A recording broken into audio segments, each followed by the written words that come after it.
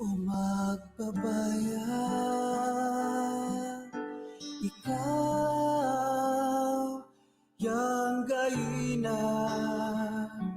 sing pulong ang pagawanan, yang guwag na tagalan na kanami malago o magpabaya, ikaw yang tigpaningog ng kanami mga piangamuyo demalang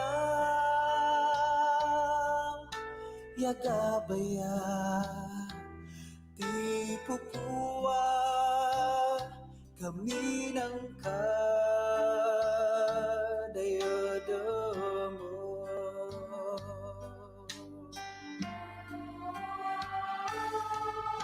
Agang waninini dadamo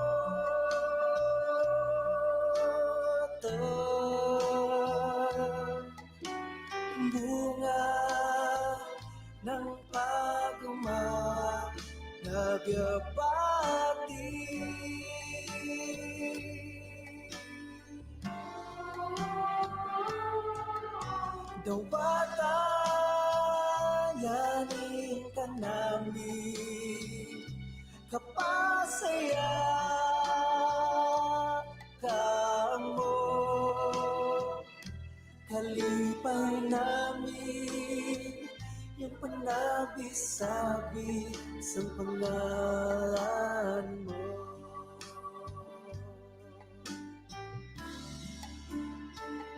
O magbabayad,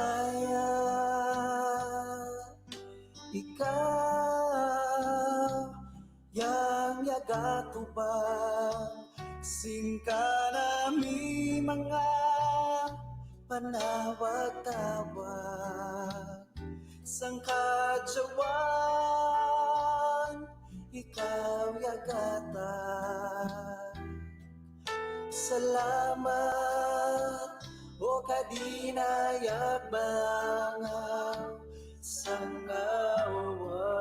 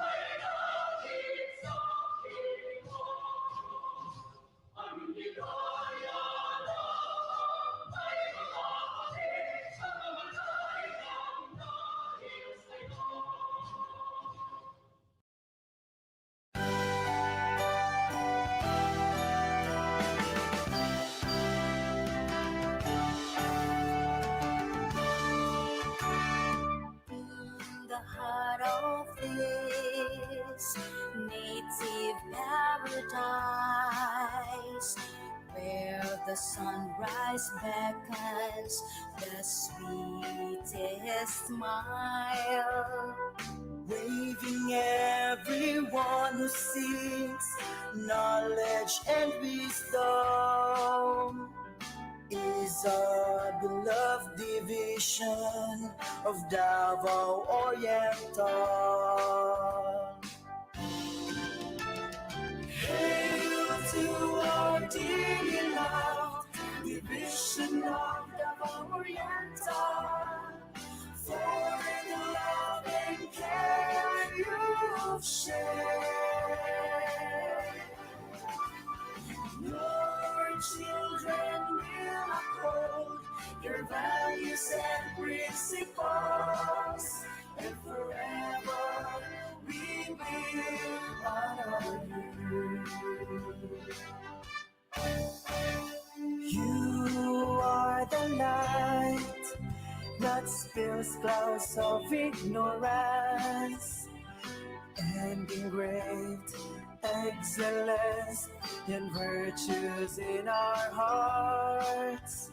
the home of the dreamers, the pride of a Mandaya tribe, and of all the people united by love.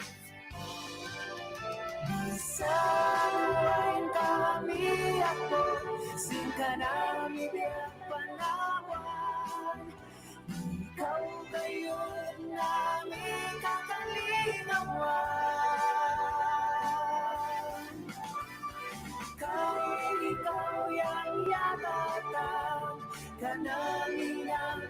siyawan. Gikan kan mo, ngining ka nami, katigan. Together we will rise and raise our divisions tight for making us truly inspired. With greatness we will shout at your glorious fortune. Our division of Davao Oriental. Where the sunrise beckons the sweetest smile. Where the sunrise beckons the sweetest smile.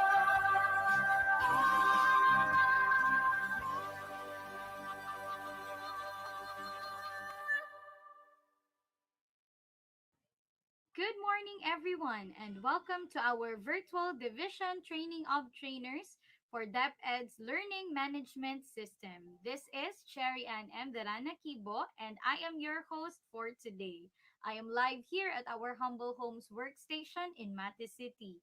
And to all of you who are also working from home, or those brave souls who are in your schools or in your stations right now, well, just sit back, relax, and let's learn together as we bring you our handpicked and well equipped speakers for this 4-day event. So, to begin with, let us hear an opening remarks from the OIC to the Chief Education Supervisor of the Curriculum Implementation Division. Let us welcome our Education Program Supervisor, Mrs. Maria Concepcion K. Wong. Hello, good morning everyone. Welcome to this 4-day division training of trainers on the learning management system for our key players in the education of our learners in this division. Though we are now in a new setting, a different setting that we used before, but we cannot do otherwise but to adjust ourselves because of the present situation we are in. Though we are apart from each other, we are distant to one another, but we believe we still learn from this type of platform that we are adopting for this training that we are having right now. Uh, this is a 4-day training. We start now, today, July 21, and we will end on Friday, July 24. Uh, Although we previously planned for our division level training, for us to really prepare for our teachers in the field for the new classroom setting, but in as much as the regional office has also come up with its setup of training like this, so we have to succumb. We halted our planned training because of the coming in of the regional training. So the 2 weeks ago, we attended the July 6 to 10 regional training of trainers. And so this time we are now cascading the same training from the regional office down to our level. After this, we expect that all our participants will again cascade the same training to their district level and to train lahat ng mga teachers na in your level. So, district level and the secondary school clusters. That will be the timeline will be August 3 to 7. And after that, again, you will be training lahat ng mga teachers again through the Slack sessions. And that will be, we expect that to happen by August 15 to 23. And that is, malapit na po tayong mag-open ng klase sa August 24. That will end August 23 na. So, school meeting na kayo doon. After this training, your district and then the school level. And then, kasali pa dyan yung mga homeroom trainings and tasking of parents already.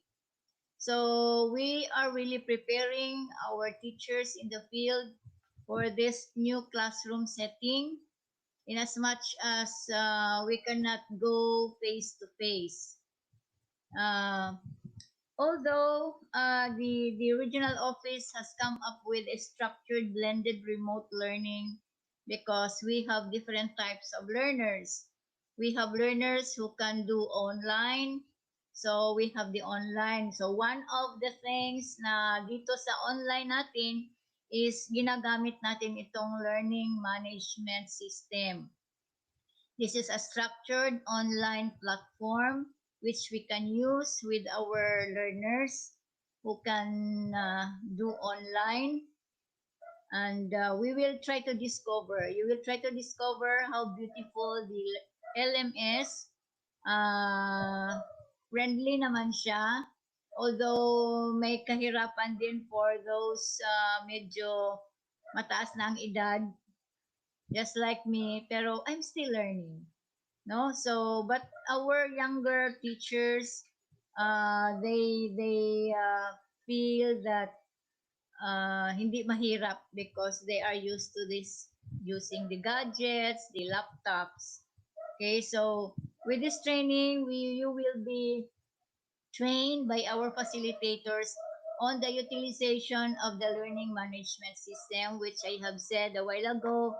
This is a structured online platform which can be used by our teachers in teaching their learners. And of course, if our students will not be able to learn from this because of the lack of the signals and the internet connections and the gadgets, and then they can go offline. They can go offline using the self-directed modules or materials, and then the content will just be sourced out through the asynchronous material. And if not, talaga, pwede tayo doon sa distance learning, utilizing the modules for our learners. So, doon na po sa mga modules yung mga directions, instructions para sa mga bata.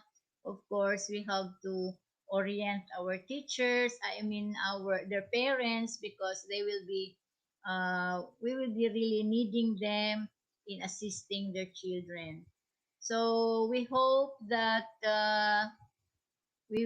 everybody will stay put, listening from day 1 up to day 4, up to Friday. And we hope that you will learn from the facilitators. We have our special facilitators coming from our division, no?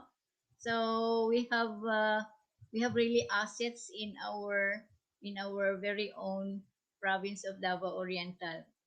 They come from our place, no? You will hear from them starting this after this opening program and up to 3 p.m. this afternoon, because you will have the hands-on. So good day everyone, and have your ears open, and hindi na lang tayo magtulog-tulog muna, no?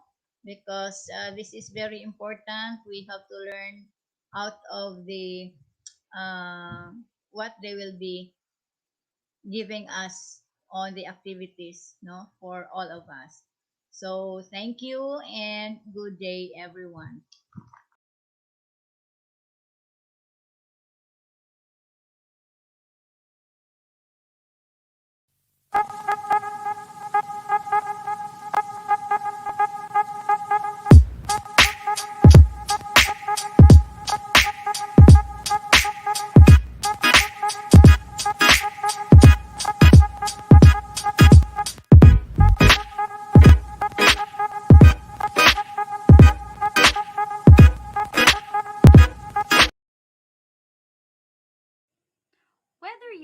working from home or in your office, we are very pleased to know that you are generous enough to share your time with us for this day's event. With that, all of you are worthy to be acknowledged. This time, our education program supervisor in Araling Panlipunan and Multigrade will acknowledge the participants of this event. I give you Dr. Jerson B. Rosa. We are Okay, good morning. Davao Oriental, good morning. I'm very happy to be with you in this division training of trainers in the division of Davao Oriental Potentials. Okay, my part this morning is to acknowledge all the participants. So you try to gaway-kaway lang dyan sa inyong mga station saan kayo. So pag tatawagin ko ang inyong mga municipality or district, you try to have a sounds or noise or kaway-kaway kayo dyan sa inyong mga nilalagyan ngayon. Okay, participants coming from Municipality of Boston, elementary and secondary. We have the school heads, the teachers, both elementary and secondary. Okay, thank you very much. Participants coming from Baganga, north and south. Kaway-kaway. Participants coming from Caraga, north and south. Kaway-kaway kayo dyan. Participants coming from Manay, north and south.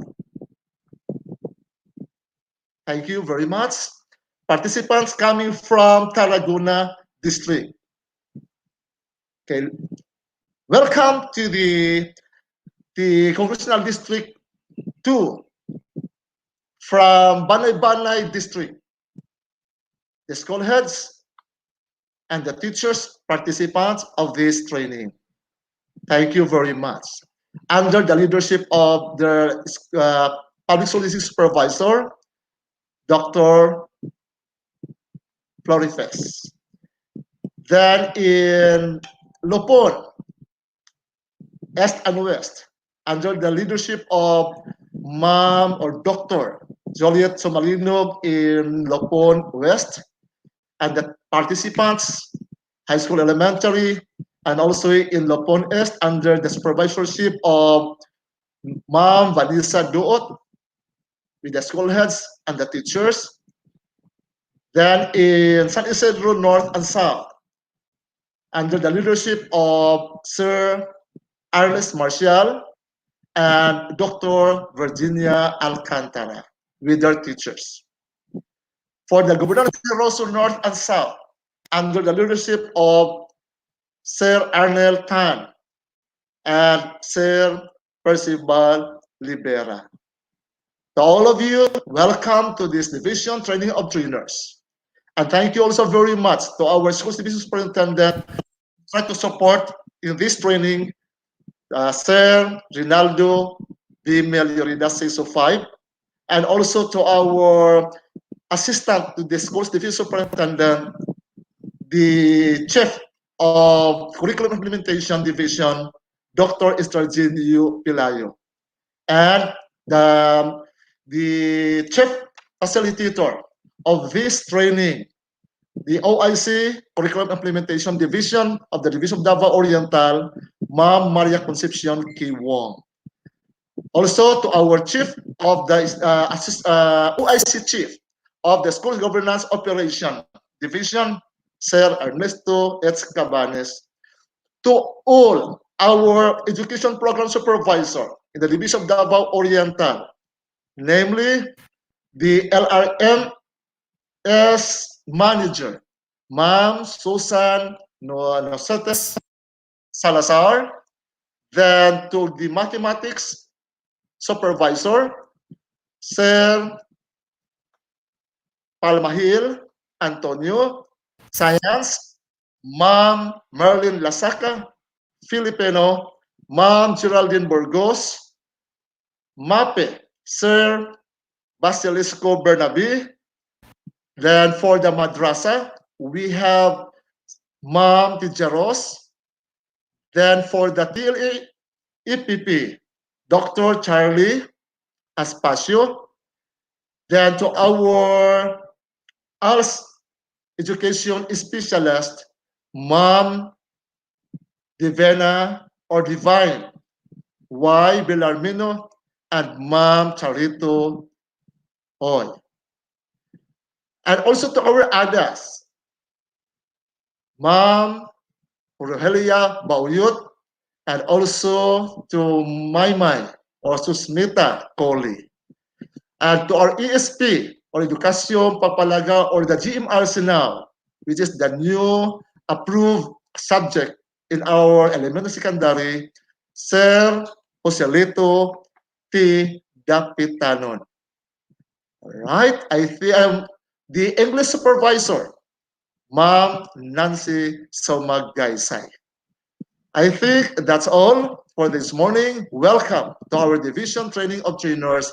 For this is a 4-day, and this is the day 1 up to Friday. So I hope that we try to listen, tune in all our account or our laptop or cell phone in this training. Good morning and thank you.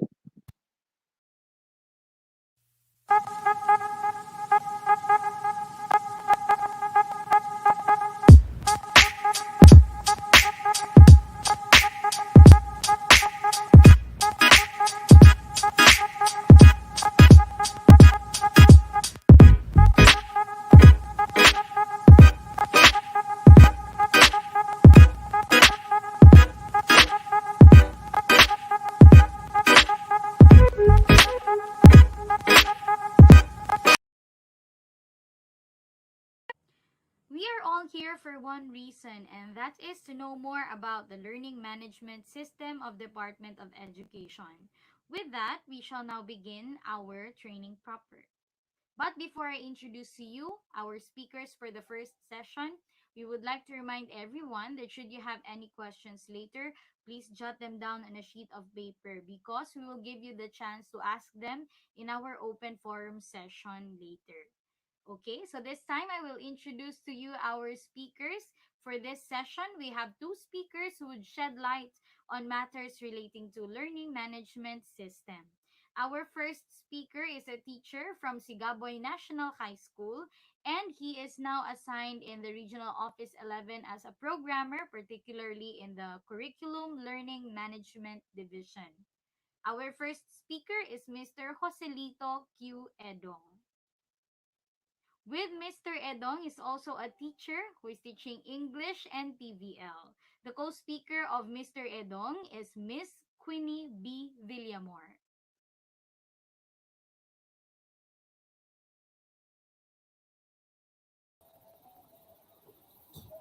Ayan, so thank you very much, ma'am, and good morning. Mayong buntag sa tuwang tanan. Ma'am Queenie, good morning. Good morning, sir. And good morning to all the participants from the Division of Davao Oriental. Okay, so to start with our orientation, actually my task is to present to you what are the features of our learning management system. Okay, so after my presentation will be the presentation also or the walkthrough also of Ma'am Queenie on how to create the course and other features of our learning management system. Okay? So our learning management system is itong tinatawag nating Moodle or the Modular Object-Oriented Dynamic Learning Environment. So it is free. So ibig sabihin walang bayad, it's totally free. Kasi sabi nga ni Jollibee, hindi daw lahat ng masarap mahal, di ba? So itong system natin, it's totally free. And aside from being free, it is also responsive or mobile friendly. Oo, so ibig sabihin, so pwede natin siyang magamit sa ating mobile devices or in any sizes of any screen size. So pwede automatic siyang nag-a-adjust yung size niya kasi responsive nga yung kanyang layout. And then it is also downloadable sa Google Play at saka sa App Store. So our learners can actually download sa ilang mga mobile devices. And then yung mga learning materials na nilagay na natin sa ating learning management system, pwedeng ma-download para maging available siya kahit offline yung device ni student. But of course, hindi po lahat downloadable kasi nga, like for example, yung mga quizzes, yung mga graded activities, it's ano lang po siya, for online purposes lang po. Okay? So, isi-share ko muna ang aking screen para makita ninyo ano yung environment ng ating learning management system. Okay?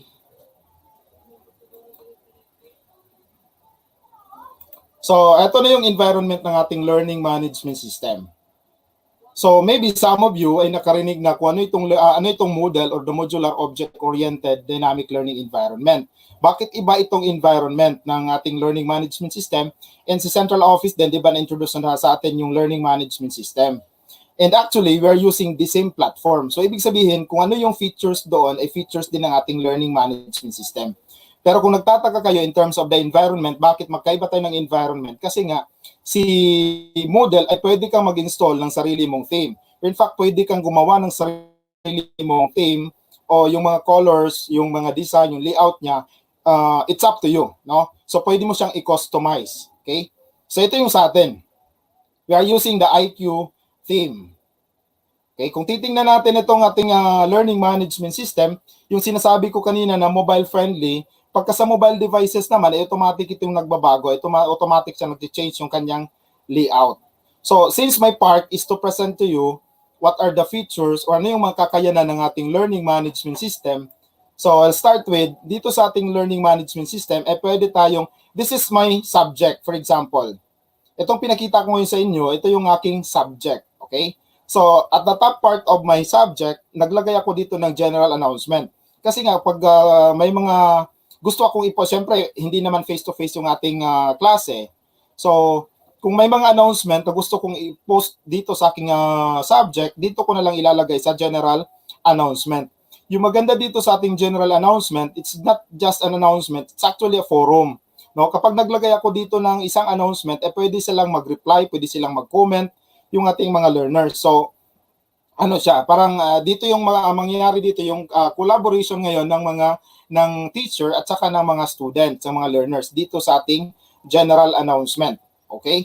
Tapos meron din tayong group chat. Within your course or within your subject, pwede kang maglagay ng group chat. Okay? Similar with other platform, yung social media, like for example on Facebook, di ba nagkakaroon din tayo ng group chat. The purpose of that, para mas mapadali ang ating communication through sa ating group chat. The same purpose or the same function dito sa ating learning management system. Itong sa group chat. Mamaya ipapakita din yan ni Ma'am Queenie sa walkthrough ng ating learning management system at saka this afternoon para sa hands-on activity. And then another feature ng ating learning management system, ito pala yung bago na nilagay natin dito sa ating LMS, itong virtual classroom.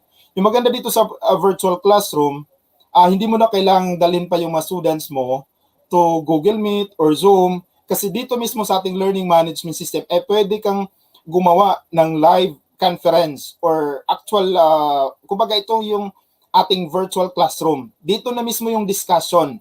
So, katulad ng mga features, kung ano yung features na nakikita natin sa Zoom, ano yung mga features na nakikita natin sa Google Meet, ay pwede natin gawin yan dito sa ating virtual classroom, sa ating learning management system. Okay? So, mamaya, ay makikita ninyo kung ano paano ito ginawa itong virtual classroom na to. Okay. Now, dito tayo sa part na ito.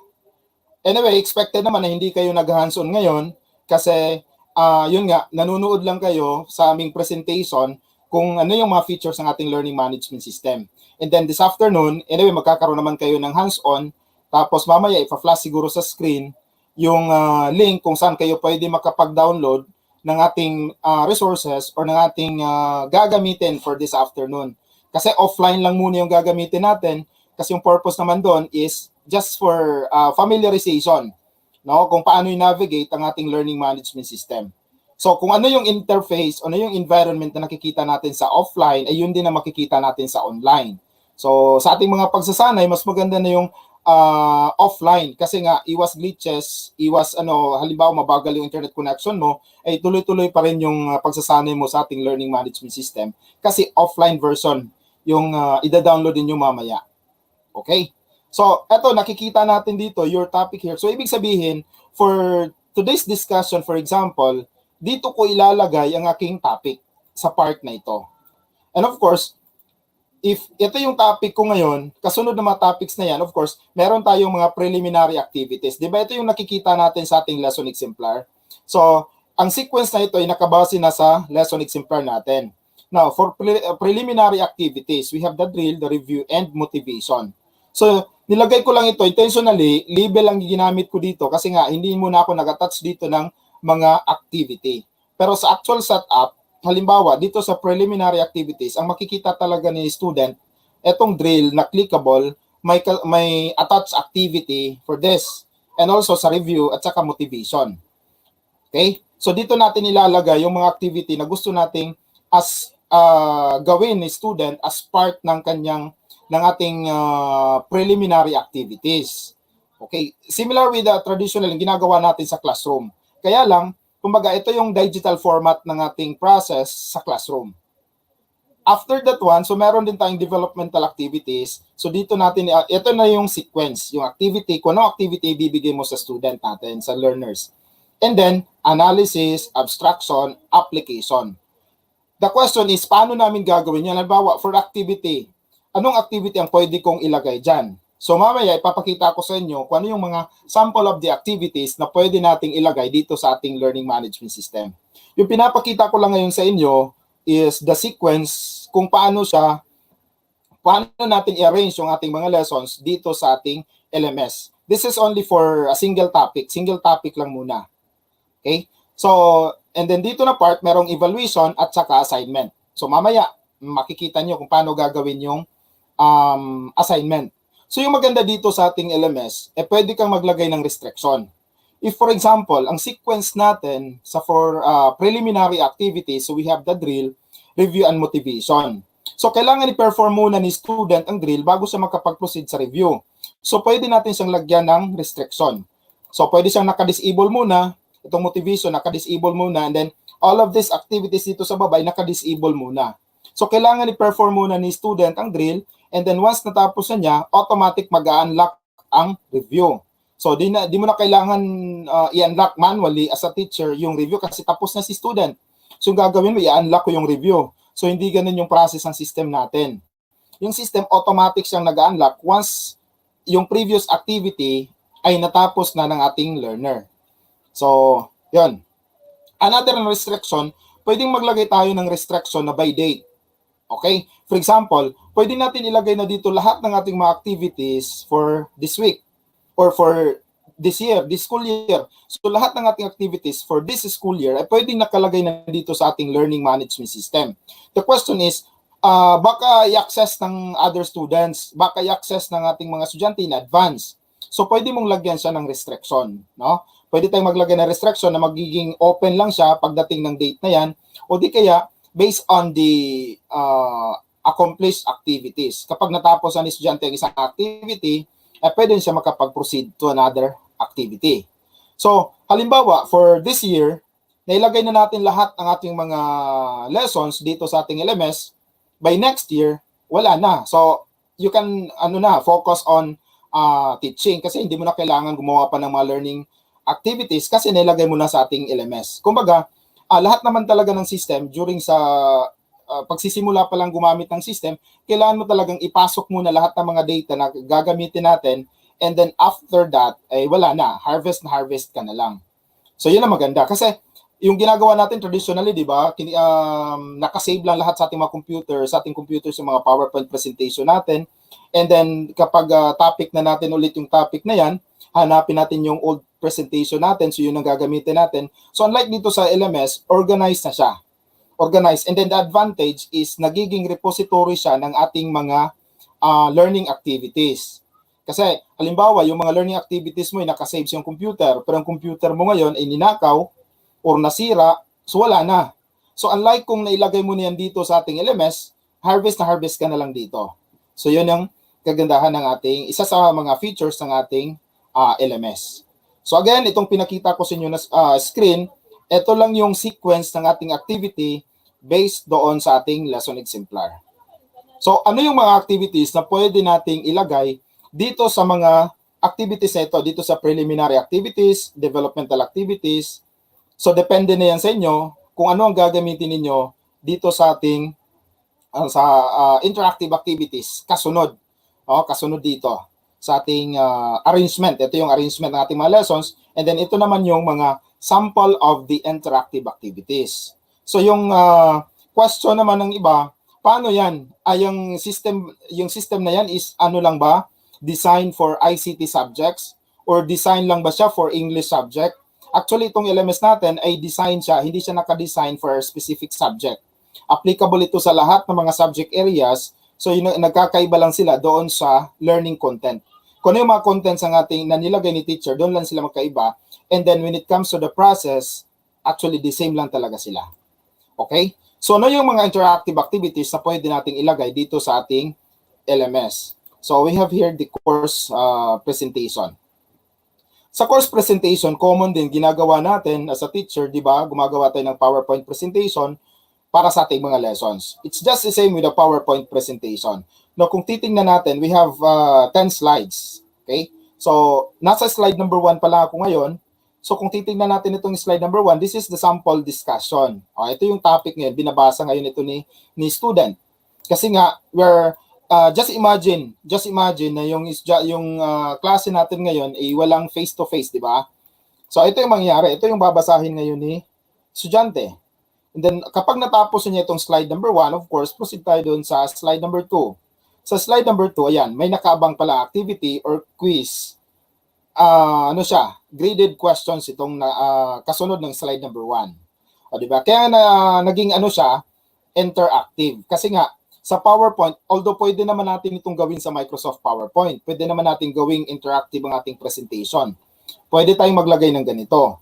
But the advantage of this is the recording. Okay? Kasi, as a teacher, every time na may natatapos si student, na-record natin to sa class record. Pero dito sa LMS, automatic papasok siya sa, meron din siyang sariling storage sa mga course, ng mga accomplishment or grades ng ating mga learners. So, wala na. Relax ka na lang as a teacher, kumbaga paperless na. So, at the end of the quarter, i-download mo na lang yung spreadsheet file, export mo na lang, preparation doon para sa paggawa ng ating, ita-transfer na lang natin sa ating e-class record. Okay? So, yun ang advantage dito sa ating LMS. Ayan, may mga questions. It's a multiple type questions yung nakikita natin dito sa ating screen ngayon. So, yun ang halimbawa. Ayan, nagkakaroon ka agad ng feedback si student. You get 3 of 3 correct. So, immediate yung kanyang feedback. Di niya kailangan pang magtanong kay teacher sa kanyang score kasi nakikita niya mismo dito sa kanyang screen. Okay, let's proceed to another slide. So kung kanina yung nakikita ninyo ay multiple type, okay, of questions, dito naman fill in the blanks questions. Okay? So pwede ka maglagay dito ng ganung klaseng mga questions. Sa slide number 4 naman, again, another presentation of the lesson. Dito sa slide number 4. And then after nabasa ito ni estudyante, naintindihan na niya, so of course, proceed siya on another slide. So ayan. We are now on the slide number 5. Sa slide number 5, pwede tayong mag-attach. Actually, not necessarily na slide number 5. Dito sa ating course presentation, pwede tayong mag-attach ng ating sariling video. So katulad ng nakikita nyo sa screen, embedded lang siya from YouTube, embedded lang siya dito sa LMS mismo. So, pwedeng ikaw yung nasa video. Ikaw yung discussing your topic. So, ngayon, pinapanood ngayon ito ni learner. If you live in a hot, arid climate, make sure that you give the currants some afternoon shade, or you can plant them where there's filtered shade. Currants come in white, red, black, and pink. Today, I'm going to plant 2. Okay, so assuming tapos na ito, napanood na ito ni estudyante, so tapos yung discussion, so pwede na siyang mag-proceed on slide number 6, another slide. Ayan. So, on the slide number 6, may nakaabang na mga questions. Okay? Choose the correct statement. Kung naintindihan niyo ng estudyante, yung slide number 4 at saka slide number 5, of course, kaya nyo itong sagutin ang mga questions na to. Diba? Choose the correct statement. Yun yung yung instruction. Okay, so let's proceed on. Ayan meron siya, yung progress niya is 1/4. Yun yung kanyang score. So, on slide number 7, again, the discussion. Okay? And then on slide number 8, kung kanina, ay tapos na tayo sa multiple choice, tapos na tayo sa fill in the blanks, this time naman, ay drag and drop activity. Within your course presentation, so within your course presentation, ay pwede kang maglagay ng ganitong activity. The-drag na lang ito ni estudyante, drag colors to match the ripening stages. So, i-drag lang ito ni estudyante dito sa mga box na nakalagay dito. Okay? Check. So, si estudyante ngayon ay parang naglalaro lang. Okay? Pero hindi niya alam, recorded pala, automatic may equivalent points pala yung ginagawa niya. Okay. On the slide number 9, another type of, multiple type of questions na naman. Check. So, let's proceed on slide number 10. Okay. In the slide number 10, dito natin makikita yung summary ng kanyang mga scores for this isang buong presentation. Just imagine you have this 9 slides of your course presentation. And then on slide number 10, you have the summary. So ako ngayon as a student, what's the reason para pumunta pa ako kay teacher para magtanong sa aking scores? Nakikita ko naman siya dito sa aking screen. Ayan I got 7 out of 13. So another activity na pwede nating ilagay, itong pinakita ko sa inyo, ito yung mga activity na pwede nating ilagay doon sa pinakita ko kanina sa inyo, yung arrangement sa drill, sa motivation, sa review. Ito yung mga activity na pwede nating i-attach doon. Halimbawa, pwede kang maglagay doon ng interactive video. Sa interactive video, ito yung example.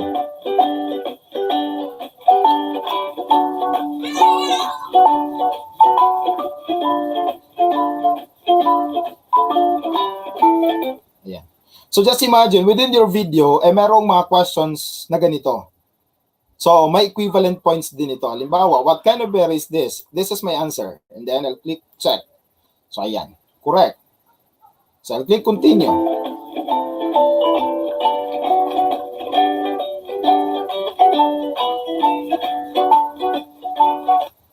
Okay. So unlike doon sa classroom setup, kailangan panuorin muna ng students natin yung ating video presentation. And then after that one, pwede si teacher ngayon magbibigay siya ng short quiz about doon sa video. Pero dito sa presentation natin, sa course, dito sa interactive video natin, immediately, while pinapanood ni estudyante yung video, automatic may lumalabas sa mga activity, mga questions like this. Highlight the ingredients that have been added so far. So kung hindi ko pinanood yung video, wala akong may sasagot dito, for example. So ngayon, hindi ko pinanood yung video, hindi full yung aking panonood. So ito lang yung answer ko. I'll click check. So ayan. I got 1 out of 2 kasi dapat dalawa yung answers dito. So pwede kong ulitin yung video kasi meron din siyang watch intro again, or pwede ko din siyang i-forward na lang. Halimbawa. Meron ding fill in the blanks. So just imagine, within the video presentation, meron kang fill in the blanks type of questions. Okay?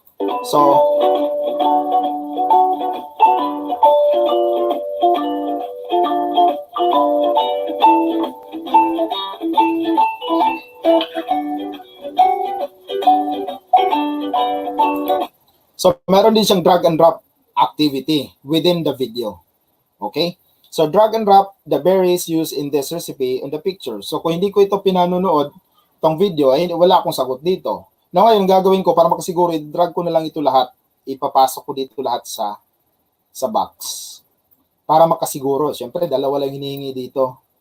So, ipapasok ko ito yung 4. Ayan. So, you got 0 of 1 points. Kasi nga, dalawa lang dapat yung ipasok mo dito. Drag and drop the berries used in this recipe on the picture. So, itong dalawa lang dapat. Okay?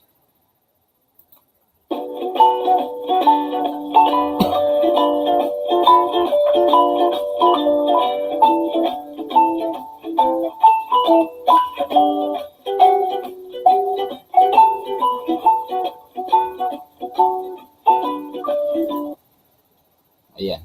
choose the correct statement. So katulad nung kanina, parang course presentation lang, ngayon interactive video, pero pwede kang maglagay ng ganitong activity.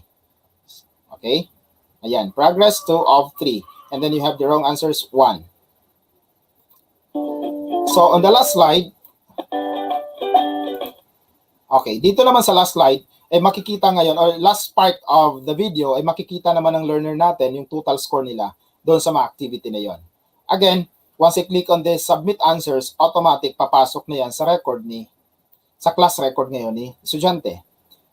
Immediately makikita din ni teacher yung progress ng kanyang learner. Okay, we have another interactive video presentation like this.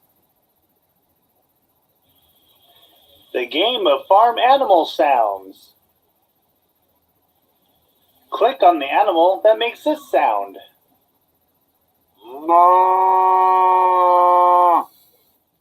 Which animal is it? Here's the sound again. Ayan. So my answer for that Click question is on that this one. animal. Ayan. A cow. That's right. So Let's try another animal. nagiging ano siya, interactive. So let's try. Ulitin natin. Sound. Click on the animal that makes this sound.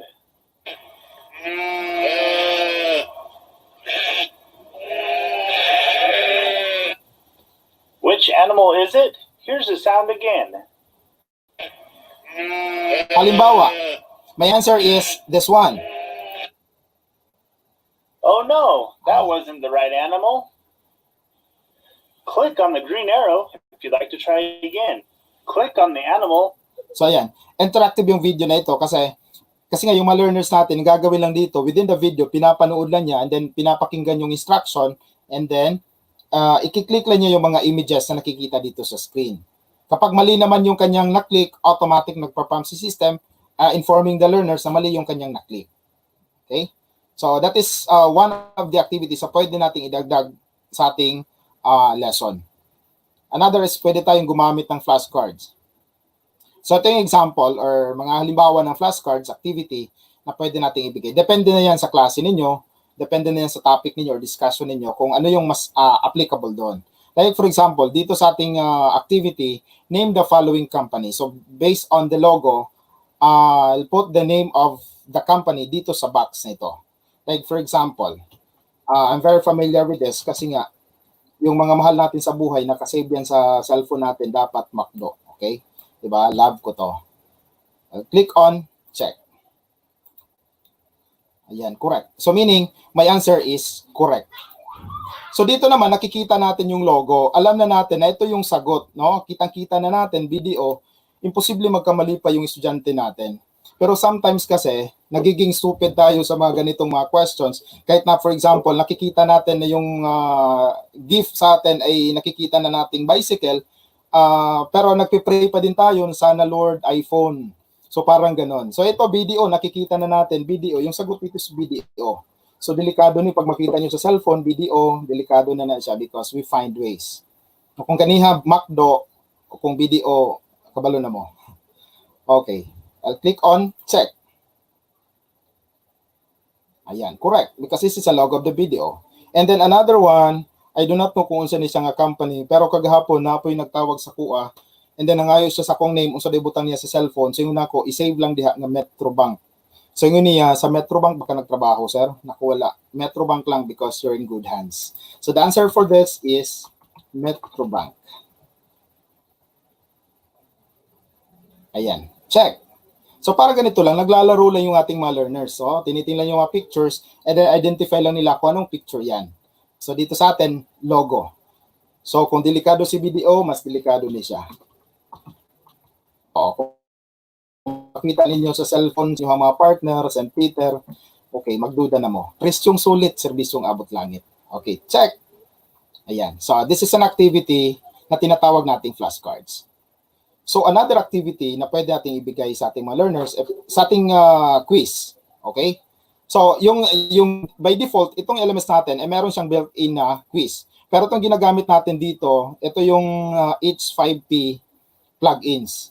Kung saan yung mga kumbaga yung in terms naman sa interface, actually almost the same lang sila. Kaya lang medyo enhance yung quiz na ginagawa dito sa H5P plugins. So dito naman, which of the berries listed below are berries you can pick in the wild? So kung titingnan natin, pwede kang pumili ng more than one. Kasi checkbox yung ginamit. Okay? Ang tawag dito sa mga box na ito, checkbox. Halimbawa, ito yung sagot ko.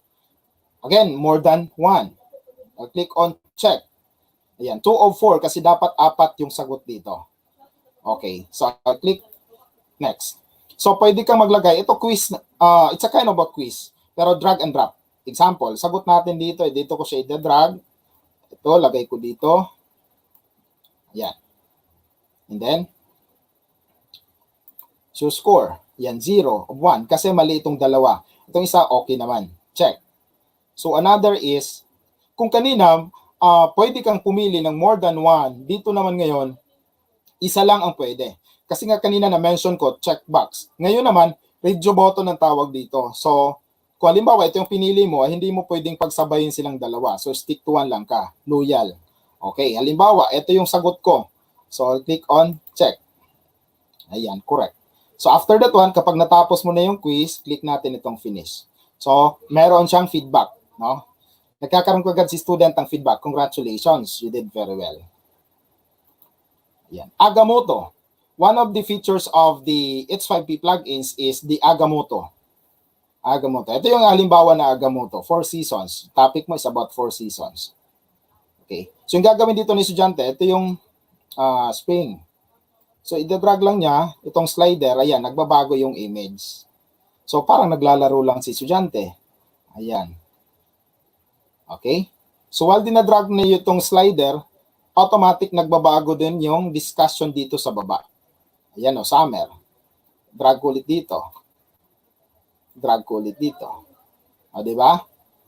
So pwedeng ganito yung activity na ibigay natin sa ating mga learners. And then meron din tayong another example. Agamotto pa din yung application na ito.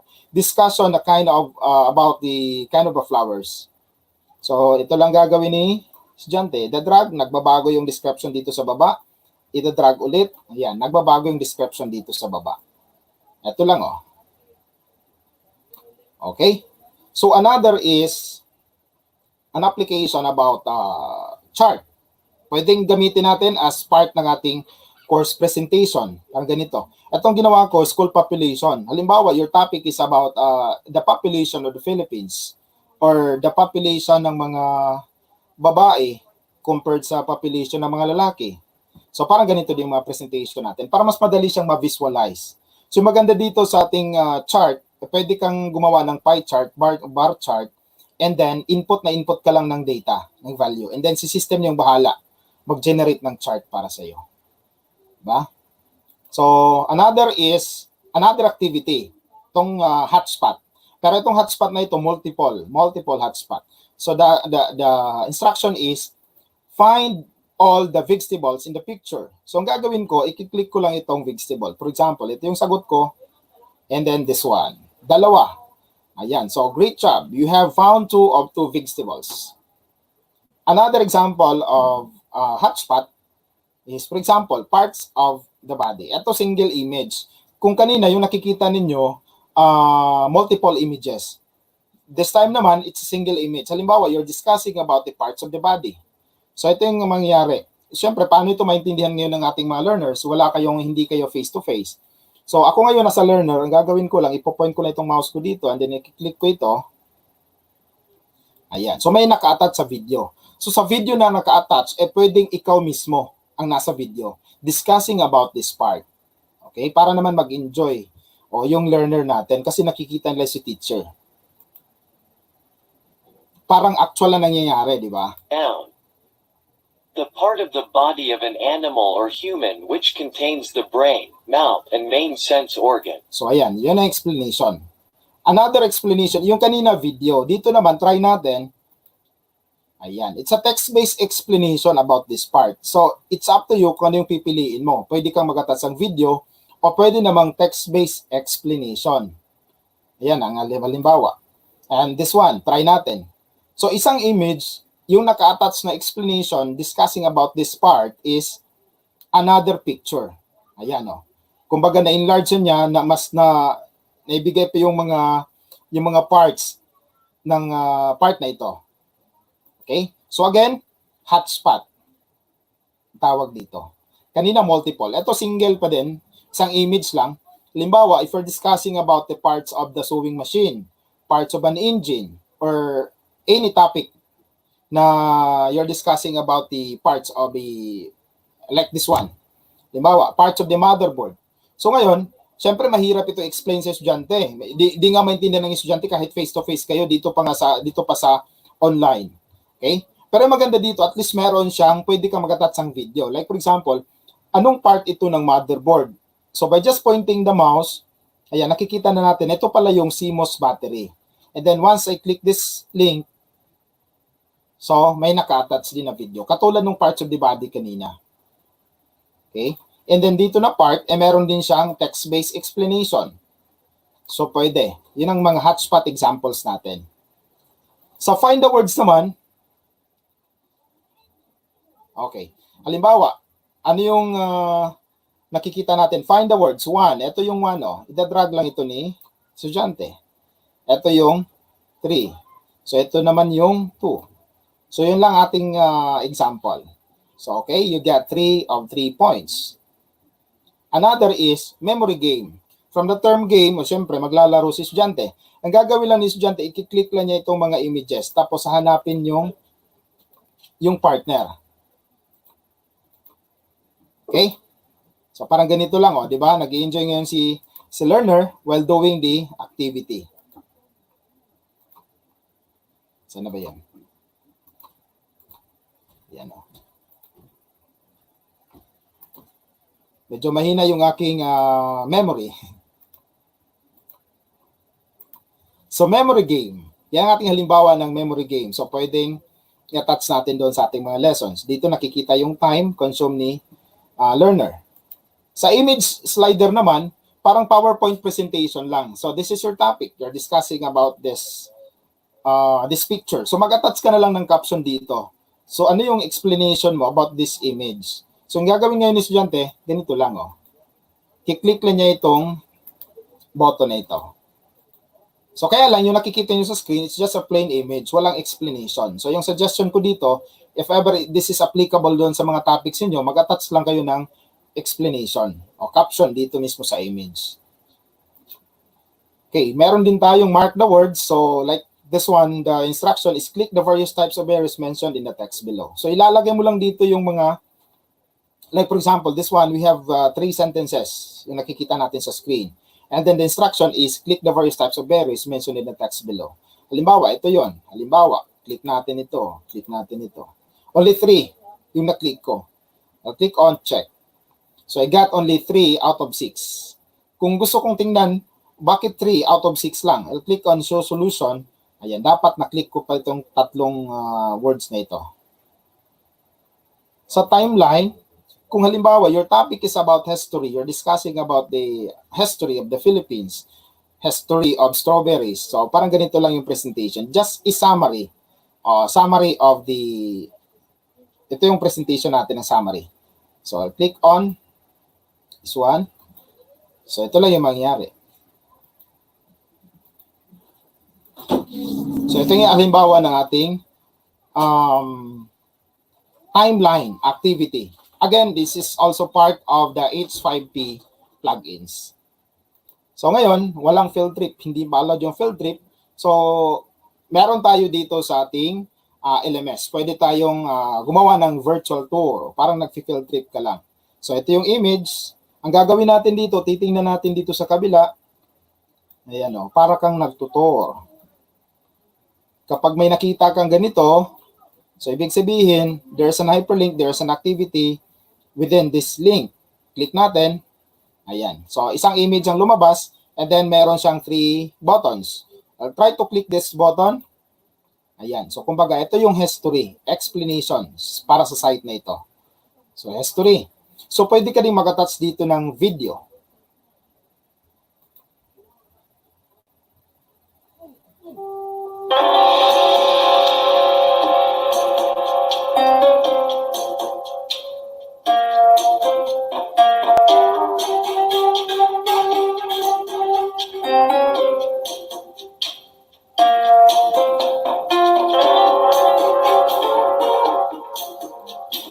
So yan ang halimbawa, video na naka-attach dito sa ating virtual tour. Okay, click natin ito. Halimbawa, medyo di natin halos makita itong part na ito. So i-click lang natin itong plus button. Ayan, parang na-enlarge lang siya, na-zoom. Para mas makita natin ng malakihan. Okay? So, another activity, itong speak the words. So sa speak the words, pwedeng graded activity. This is a graded activity. Like for example, the question is 1 plus 5. So instead na itatype nila yung kanilang answer, ang gagawin nila ay yung boses nila mismo. Halimbawa, speak the words 1 plus 5 is equal to 6. Yan, correct. Halimbawa, 10 plus 5. Halimbawa, yung answer ko dito is 9. 9. Ayan, incorrect. Click on retry. 15. Ayan, correct. Di ba? So next.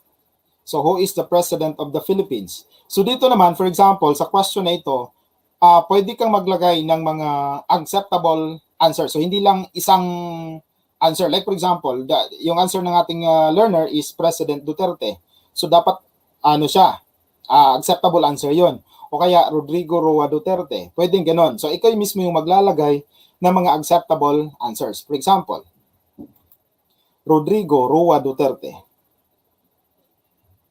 Yan, correct. Pero halimbawa, yung sagot mo doon is President Duterte, na-set ko dito sa system na acceptable answer yon. So pwede yun, tatanggapin yun ni system. So maganda dito kasi boses mismo ng ating learner. Sila mismo yung sumagot. Okay? So since tapos na tayo, click on finish. Ayan, yung result. So, pwede ka maglagay ng audio recorder. Bakit kailangan pa maglagay ng audio recorder? Pwede ka kasing magbigay sa ating mga learners ng activity or assignment na kung saan boses nila mismo yung gagamitin din. And then, yung recorded voice na yun, i-upload nila as part of the assignment or part of the activity.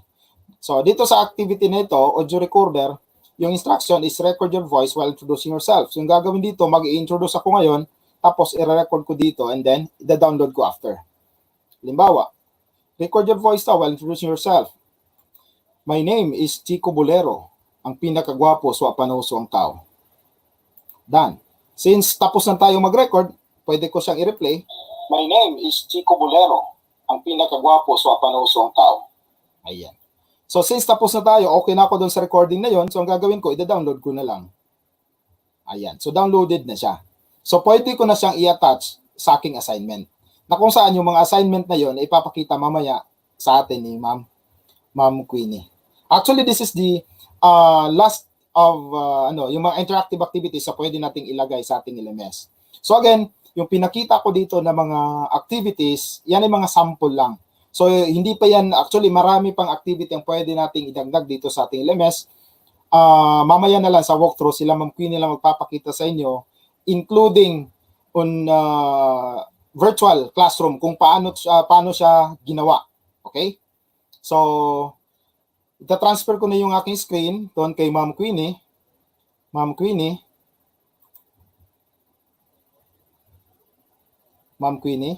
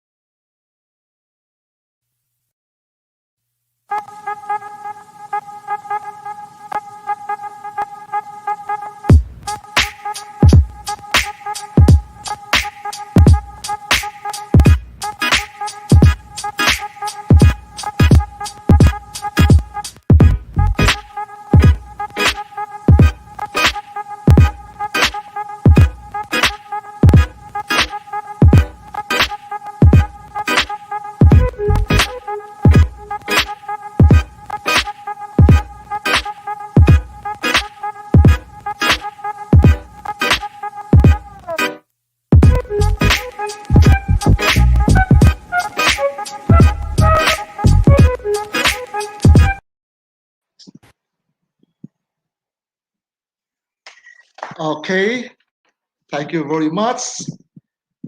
Bago ko ibigay ang house rules sa ating Division Training of Trainers, gusto ko lang pasalamatan ang mga public schools supervisors who supported this training with their school heads and teachers and their respective jurisdiction. Thank you very much, Ma'am Stella, in Boston, sa imuhang suporta. O unya katiil 1 and 2, Ma'am Jansay at saka Sir Melvin. Salamat kayo sa inyong suporta with your school heads and the teachers. Then Bagangan North and South, Ma'am Munding, Dr. Munding Apostol, and also Ma'am Manligoy Nels. Ma'am Nels, salamat sa inyong diha, sa inyong suporta with your school heads and teachers. Also in Manay, North and Caraga, North and South, si Sir Alvin and Ma'am Dr. Sobrecari Marian. Salamat sa inyong suporta nga diin nag-join ang mga school heads o ang mga teachers natin in industry division training of trainers. Then also in Manay, North and South, kay Ma'am Flor Kibo and also Ma'am Dimera. Then for Tarragona, Sir Pitong, daghang salamat sa inyong suporta ni ining atong division training of trainers kauban sa inyong mga school heads and teachers. So also to the Congressional District 2, Dr. Florifis and Banay-Banay, thank you. Kauban sa imong mga principal, sa mga school heads o mga teachers. Then in Lupon West, kay Dr. Joliet Sugnalino, thank you very much. Kay Ma'am Vanessa Duo, thank you very much in Lupon East. Sir Arles Marshall, thank you very much in San Isidro North. And also to Dr. Alcantara in San Isidro South. In Gobjin North, Sir Arnold Tan. And also to Sir Percival Libera in Gobjin South. Webinar rules and etiquette is not particularly different from the rules of conduct for any meeting or presentation, but they do have a slight twist to accommodate the online media. There's nothing more annoying than attending an online presentation or meeting and not being able to get anything out of it because the presenter or fellow attendees are unprepared or unfamiliar with how to behave in a formal online environment. A good webinar etiquette, like good online rules in general, keeps doors open to better communication, greater mutual respect, and greater efficiency. We have listed the most important rules of webinar etiquette. 1. The participants will be muted for voice hearing during the presentations, but will be able to provide questions via the chat mechanism on the online meeting software. Public participants' questions will be addressed during the public comment periods. Per schedule or get answered via email. The participants will be able to create a discussion and ask questions during a discussion period as mentioned in the schedule. Do not close your session or log out during the seminar. You may leave anytime in between, but your login may not be connected as it may interrupt the system. You can log out after the event finishes. You may not ask personal questions or non-subject related questions during the event. Show up on time. You may not disrupt the presentation by logging late, but you may miss important information. Arriving on time prevents you from wasting additional time contacting the presenter after the fact to find out what you missed. Turn off your webcam during the presentation. Nothing is more likely to elicit giggles than to have the presenter turn off their PowerPoint presentation and the software defaults to someone watching and aware that this or her webcam running. Even if you are in listening mode, check that the webcam is off or cover the lens with a post-it notes. Wait for your turn in a live sitting so you can see who has a question. Or when a presenter is ready for an interruption, In the webinar especially, when not everyone is on webcam, you may need to rely on cues such as hand raising, icons, or questions posted in chats. Ask questions concisely. Webinars are focused. Be sure your questions are too. Avoid wasting time in lengthy introductions and don't self-promote or spend a lot of time sharing your opinion before asking a question. If you have comments, ask yourself if they will help others before commenting. Don't use the chat room as your personal water cooler. Just like you would not stand in the back of the room gossiping with someone while a presenter was lecturing. Refrain from using the chat room just to socialize. To ensure the smooth course of our program, speakers, facilitators, and moderators will be asked to turn their videos and microphones on. Audience are requested to keep focus on the presentation. Participants will receive the certificate of participation, while the speakers, moderators, facilitators, and LMS simulation teacher facilitator will receive the certificate of appreciation and certificate of participation. Thank you very much for listening.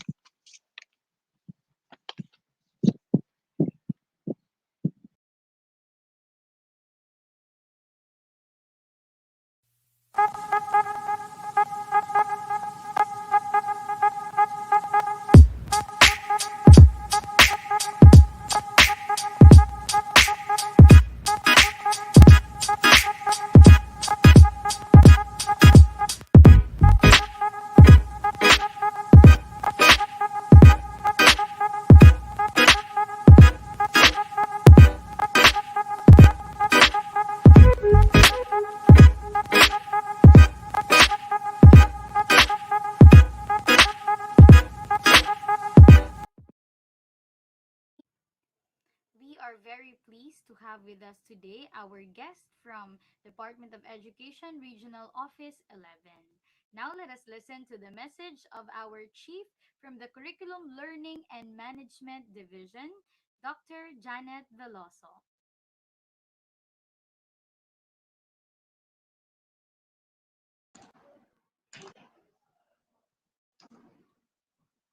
Yes, good morning, everyone. Can you hear me? Okay. So, my pleasure to greet the entire official dome of Davao Oriental for this division training of trainers on learning management system. For all you know, I am very happy and deeply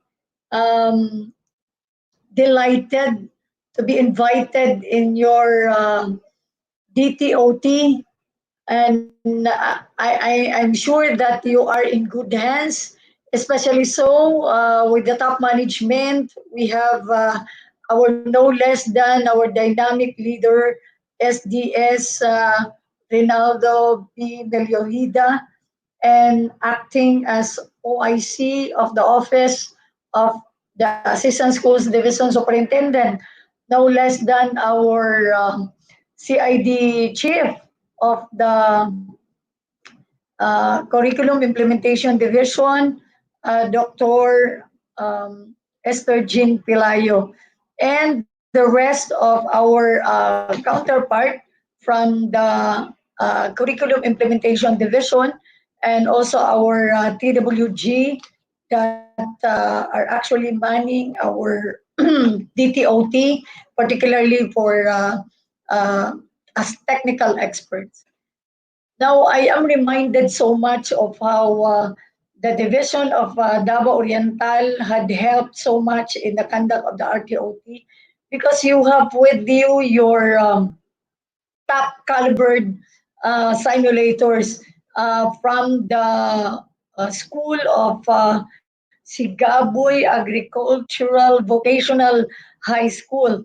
And we are very thankful to that school and the school head of that school and the teachers who really painstakingly prepared for the RTOT. And so there's no reason at all that your division will not, shall we say, achieve laurels the same through that the region had successfully conducted the RTOT. And I would like also to underscore my congratulations to all of you, because you have with you also the one who is the developer of the learning management system of the region, no less than Mr. Joselito Q. Edong. Hindi ko talaga makalimutan yan, and I called him in fact as Chief Edong, because he is really a chief for that matter that he develops a system that out of the model he was able to come up with a hybrid one. And so that also added to the laurels of Davao Oriental, that you are, I'm sure, in good hands with this kind of top people that you have. So, in addition to what you have now in your division, I'd like to let you know that the intention of engaging you to the learning management system is not for us to get that impression that online lang talaga ang ating modality. It's not that, but when we engage in the learning management system, it is hybrid. It serves as a repository of the milks, the lesson exemplars, the self-learning management system or the self-learning modules, and all the worksheets. And probably at your level, you can scale that up, that you are going to embed also a lot of materials that you can or that you can locally develop. So with that kind of mechanism that we can do, so with the coming, shall we say, creation and or design of the depth ed learning management system, it would be easier for all of you to migrate from the one that you have learned from our regional learning management system to the national. And if there would be some sort of uh, clarification as to what is the difference between the two. Actually, the two learning management systems have the same features, processes, and shall we say platforms. So meaning whatever you can see are those things the same through that you are going to experience now that you are going to have your DTOT. So meaning there's no shall we say something that you will be afraid about, because this will really give you an edge already that come as depth ed will evolve and learning management system and other modalities, because as we all know, when we engage in the learning management system, we thought that it is purely online. You can actually have what we call uh, multi digital and inclusive format, because you can have your recording, you can have the video, you can have even the games, you can have a wide array of menu for you to be able to really provide quality and more engaging lessons. So with the assurance that all of you will continue to be doing well in the field, the Sulong Edukalidad framework is alive and enliven in the in the in the corners of Davao Oriental.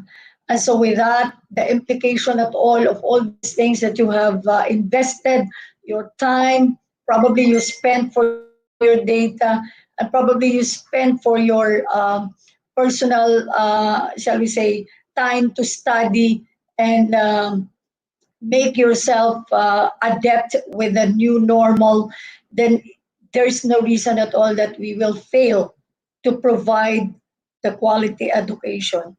And as what has been repeatedly said by our secretary, that education cannot wait. So definitely, I hope that all of us will be in the same battle cry for us to really be able to provide or continuously provide learning to our learners.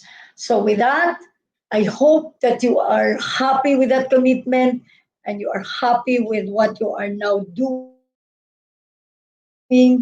in this webinar. God bless Davao Oriental. Mabuhay!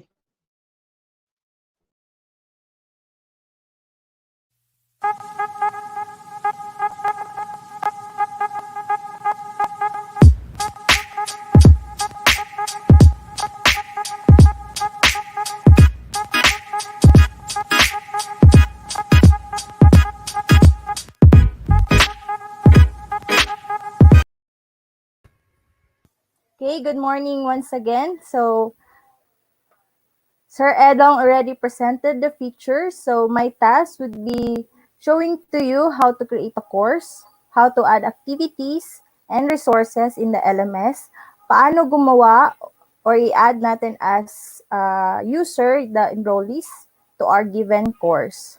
So, I will share my screen.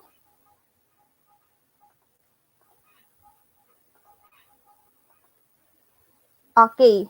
So, ito na ang mukha ng aming online LMS. So, ang una natin gagawin is to create a given course. So, for example, first time natin gumamit ng LMS. So, gagawa tayo ng course natin. So, all you have to do is to create all courses. So, i-click lang natin yung all courses.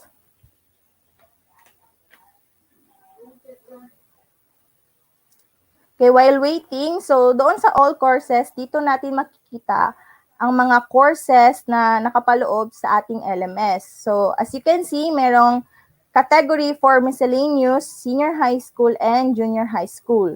So, ang ating gagawin, gagawa ako ng bagong course sa aming LMS. So, click lang natin ang add a new course.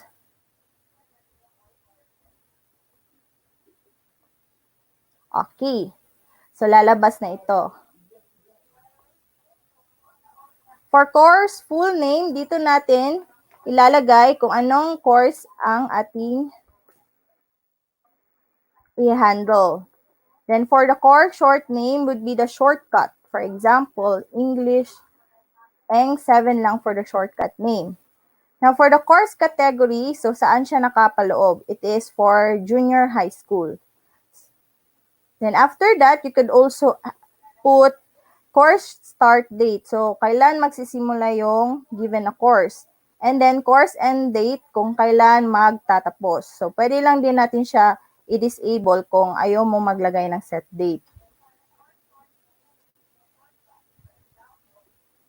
Then, after that, the course image. So, i-upload natin yung image for our given course. So, all you have to do is to locate kung saan nakalagay yung given na cover ng book na ginawa natin. So, may nagawa na ako using the PowerPoint.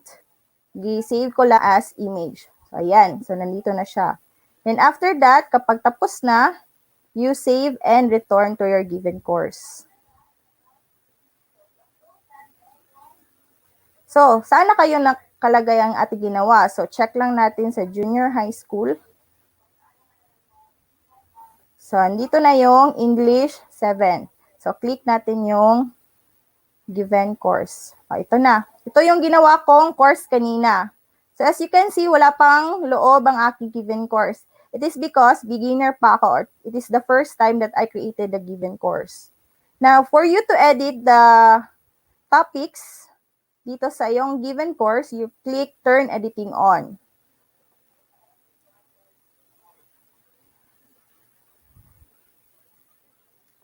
Okay, so as you can see, meron ng button for add an activity or resource. Then you could also drag your topics and you can edit the topic name. So halimbawa, gagawa ako ng new topic which is idioms.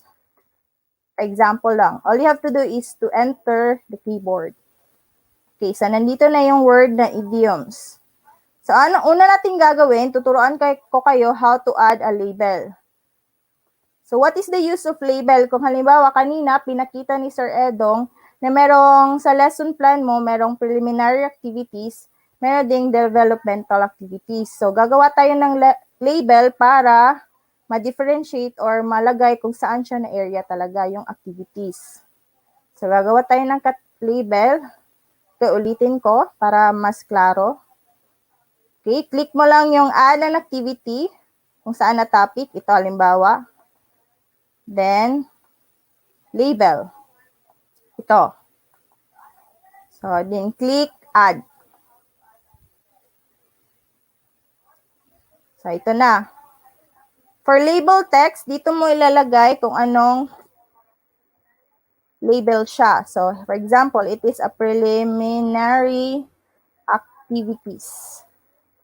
So, wala ka nang idadagdag. All you have to do is to click save and return to course. Okay. So, ito na, yung preliminary activities. So, meron na akong label. So, ang gagawin ko na lang, mag-add na ako ng activities in preliminary activities. So, unang ituturo ko is to add a file for preliminary activities. So, ang file na gagamitin ko is PDF. Bakit PDF? It is because merong users or from our students na gumagamit ng cellphone. Then, baka wala silang Microsoft Office na makaka-open ng PowerPoint presentation. So, gagamitin natin yung PDF which is very safe. Okay. So, click ko lang yung word kanina na file.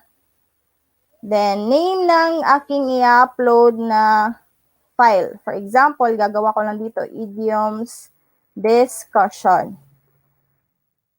Meron na akong name ng aking file. Then, pwede mo ding lagyan ng description.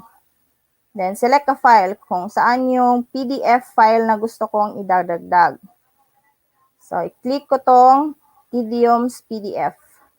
So, locate mo lang kung saan. Okay, nakalagay sa documents. Then, open. Then, upload this file. Okay, so nandito na siya. Uploaded na. Then, for my given uploaded file, i-check ko sa activity completion. Lalagay ko for completion tracking is show activity as complete when conditions are met. So, bakit ko to gagawin? It is because I want my learners, kapag na-open na nila yung file, automatically, mo complete na siya doon sa area for the completion. So, check ko lang tong student must view this activity to complete it. Then, save and return to course.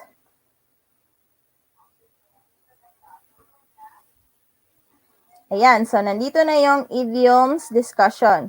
So, kapag ikaw na student, pag i-click mo yung idioms discussion, pag i-click mo yan, automatically makikita yung uploaded ko na PDF file. Ayan. Then, kapag tapos ka na, pwede mo lang i-back. Okay, so tapos na tayo for the file. Then, after that, gagawa tayo ng quiz. Kasi kanina, pinakita na ni Sir Edong yung mga features for activities. So, later sa hands-on mamayang hapon, magtuturo kami kung paano gumamit ng H5P interactive activities, yung present kanina ni Sir. So, after the file, next, try natin gumawa ng quiz. So, punta na naman tayo. Ulitin lang natin, add an activity or resource. Then, quiz, ito. and click Add.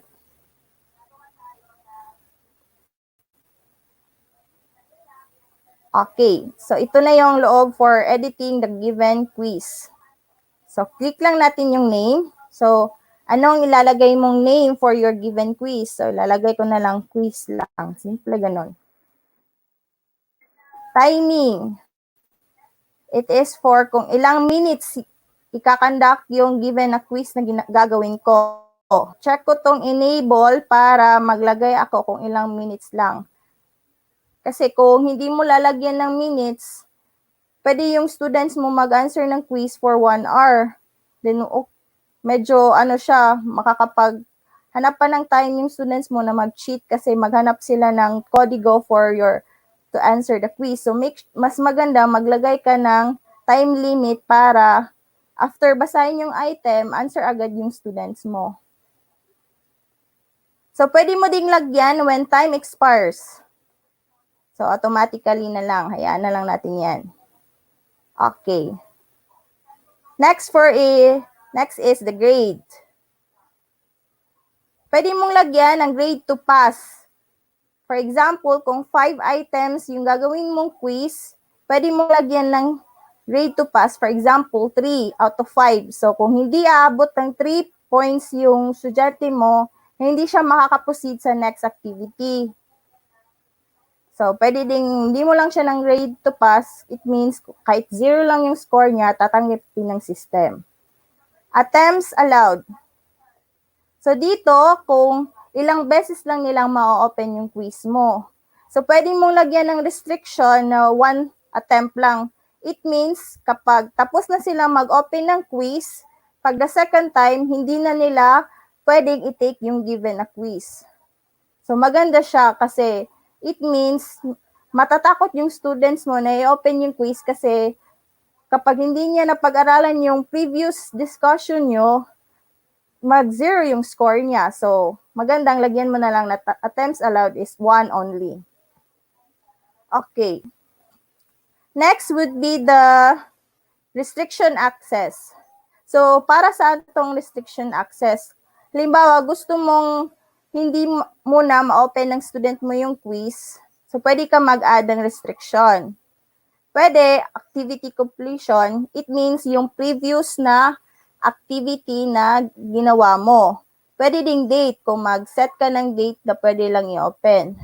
Yung kanina, halimbawa, kung naglagay ka for grade to pass na 3, so kung maglagay ka ng required grade, so hindi nila pwede i-open kung maliit lang yung score nila. So, it's up to you. Pwede ka mag-add ng restriction. Now, for this quiz that I created, I will choose activity completion. So, makikita mo dito, student must match the following. So, activity completion. So, I will choose the activity ahead of my given quiz. So, itong idioms discussion.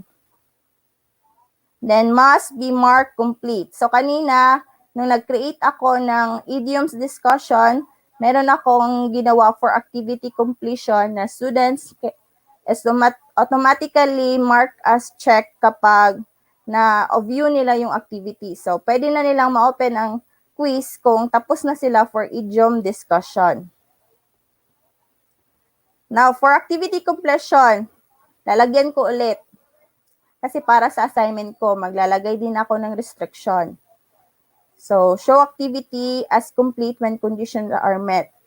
Dito, gusto ko yung para ma-complete nila or ma-check nila itong quiz, gusto ko merong required grade.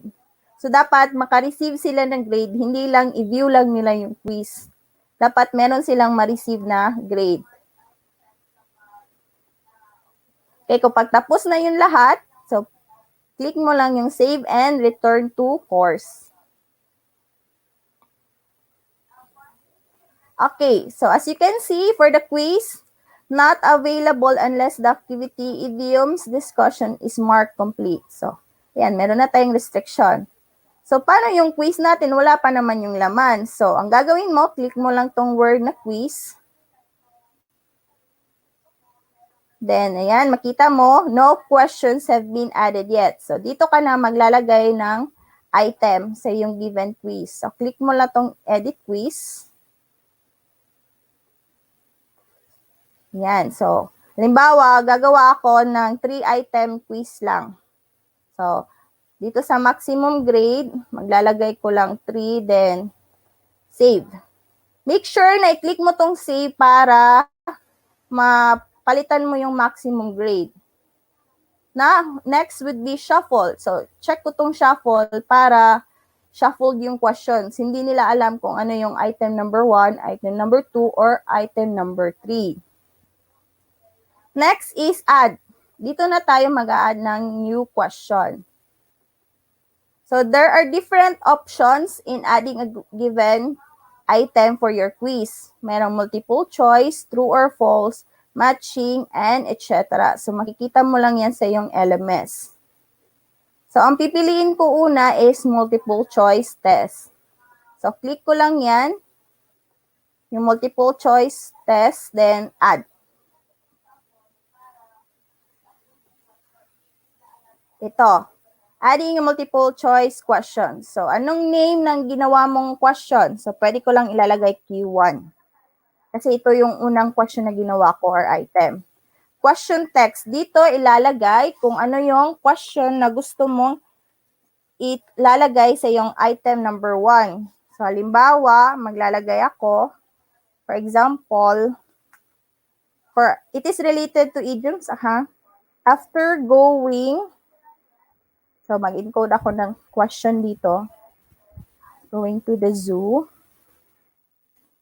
Cassie was sick of 10.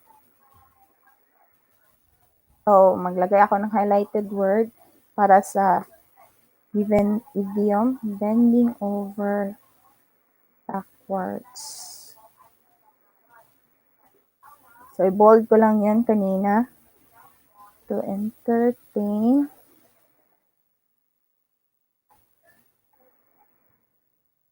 her nieces. So, ito na yung question text ko. So, after going to the zoo, Cassie was sick of bending over backwards to entertain her nieces. So, what is the meaning of the highlighted words? Okay, so next would be the default mark. Ilang score niya dito sa given question text. So, ito lang na question. So, 1 lang yung score niya.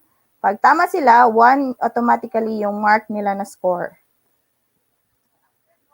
Next would be number the choices. So, gusto ko, naka-capital letters yung choices. Okay, dito for the answers, choices 1, choices 2, 3, and 4. So, yan yung A, B, C, D sa multiple choice test. So, choice 1, so ilalagay ko dito kung ano yung choices ko. For example lang, lalagay ko Cassie was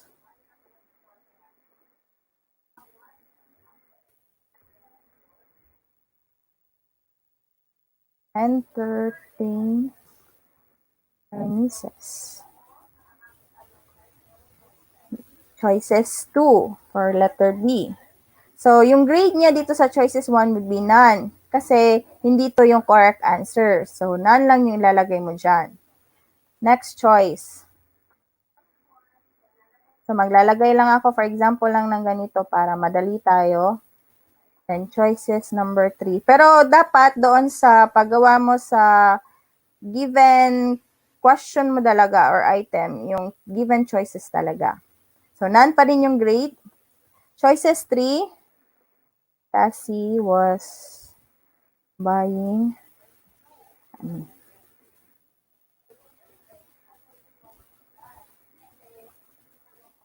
entertain. Okay, so choices 3 would be the correct answer. So, kapag siya ang correct answer, lalagyan mo siya ng 100%. Okay. Choices B na naman tayo kasi dapat A, B, C, D yung choices natin. Was not trying at all. Her nieces. Okay. So, ito, for choices, D. So, kapag nagawa mo na yung 4 na choices, so, click mo lang yung Save Changes. Okay, so meron na tayong item number 1, and that is a multiple choice test.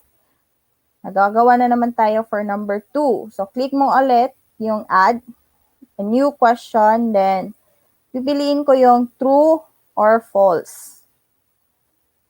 Click natin yung add.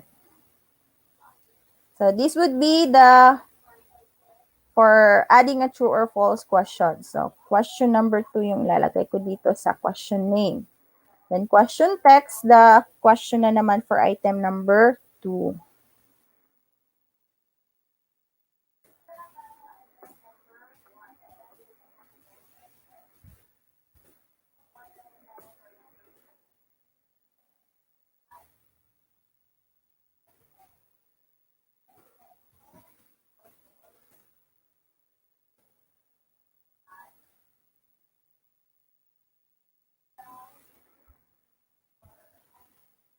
Continue playing for a long time.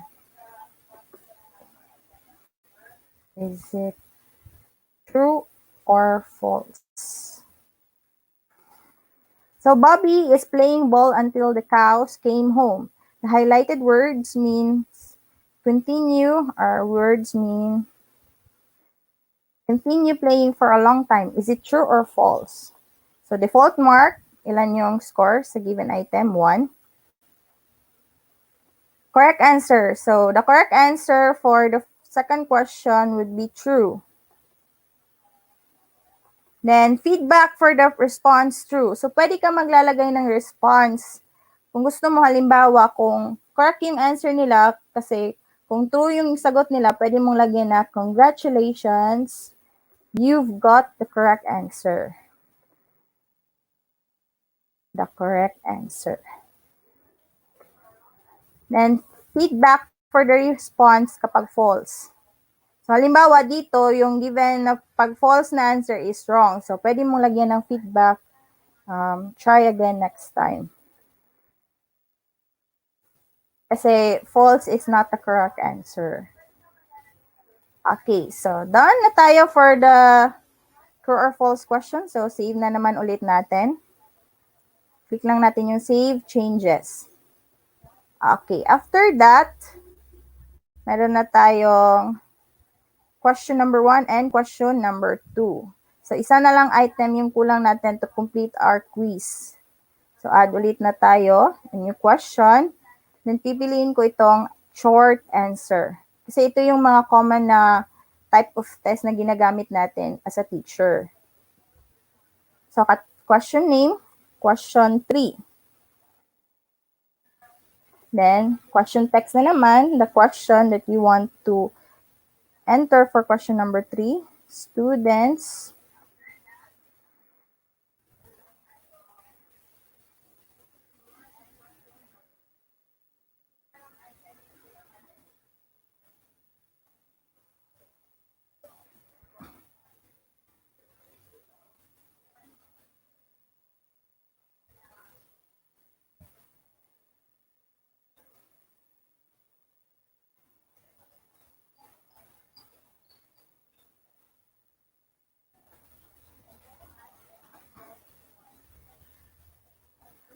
Okay.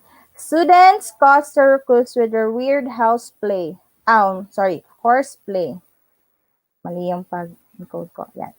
The highlighted word means, so anong meaning? So they will supply the meaning of the word horseplay. So baka nagtataka kayo kung paano ko gagawin na naka-highlighted itong word. So pwede mo din gawin na Control B lang as a shortcut. Pwede din itong nasa sa harapan niya. So click mo lang tong bold. Yan. So, horseplay.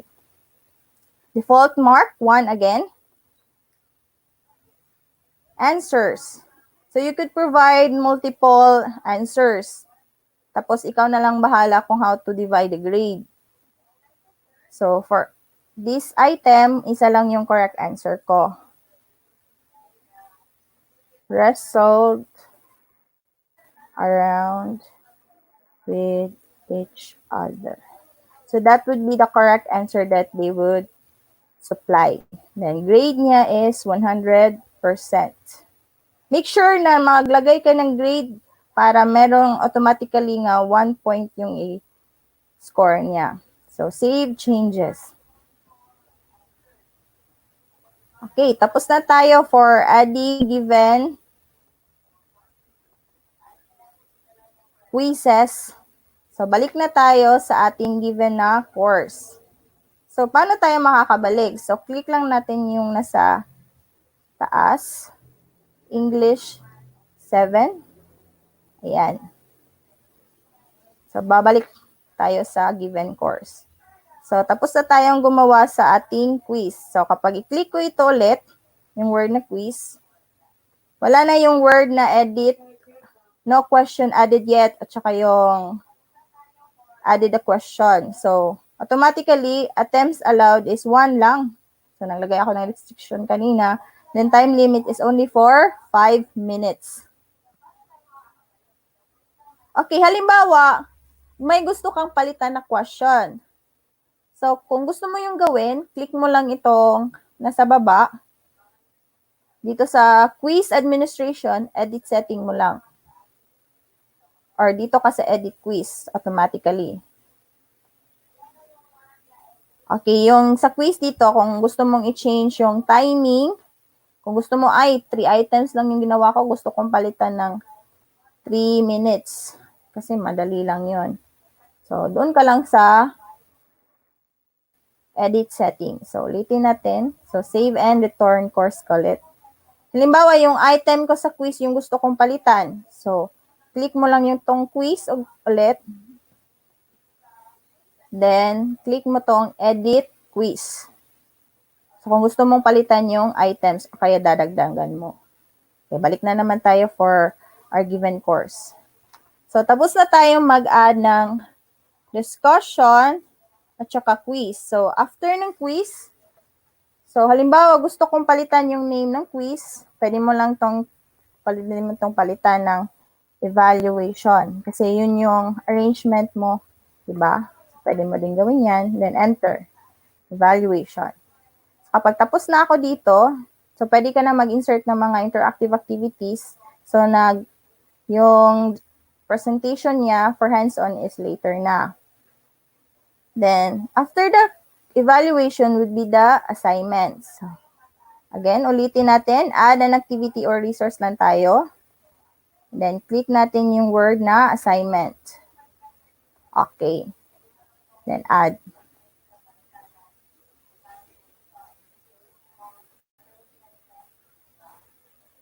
Okay, this would be the platform for adding a new assignment to idioms.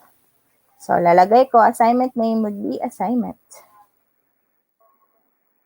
Description, ano yung task for their assignment. So, write 5 examples of an idiomatic expression. So, yan yung description for their assignment. Na allow submission. So, kailan sila pwedeng magpasa ng assignment. So, pwede ka mag-allow ng submission. So, mag-set ka lang ng date. Pwede ding tanggalin mo lang siya or disable mo lang. Pwede ka din maglagay ng due date na it means kapag may due date, pag hindi nila mapasa before the date you are given, hindi na nila, late na sila. So, pwede din maglagay reminded me to grade by. Kung halimbawa, yung assignment nila, gusto mo maglagay ka ng reminder para yung system, bibigay siya ng reminder sa iyo na hindi mo pa nabigyan ng score yung assignment. So, pwede mo yung i-enable, pwede mo rin siyang i-disable. Kasi kung halimbawa, ikaw si teacher, after the discussion, check mo agad yung assignment pagkabukas. Okay, submission type. So, gusto mo, halimbawa sa assignment mo, meron kasing assignment na gusto mo magpasa ng pictures or documents, dyan yan nakapaloob sa file submission. Pero kung gusto mo, automatically dito sa system maglagay ng assignment, i-click mo lang itong online text. So it's up to you as the teacher, as long as dapat dito sa description, maglalagay ka dito na kung anong gusto mo na submission type. Kung naka-file ba siya, kung naka-encode sa Microsoft Office, halimbawa sa Word, so file submission. Pag online text, doon ka sa system, dito sa assignment, mag-type ng assignment.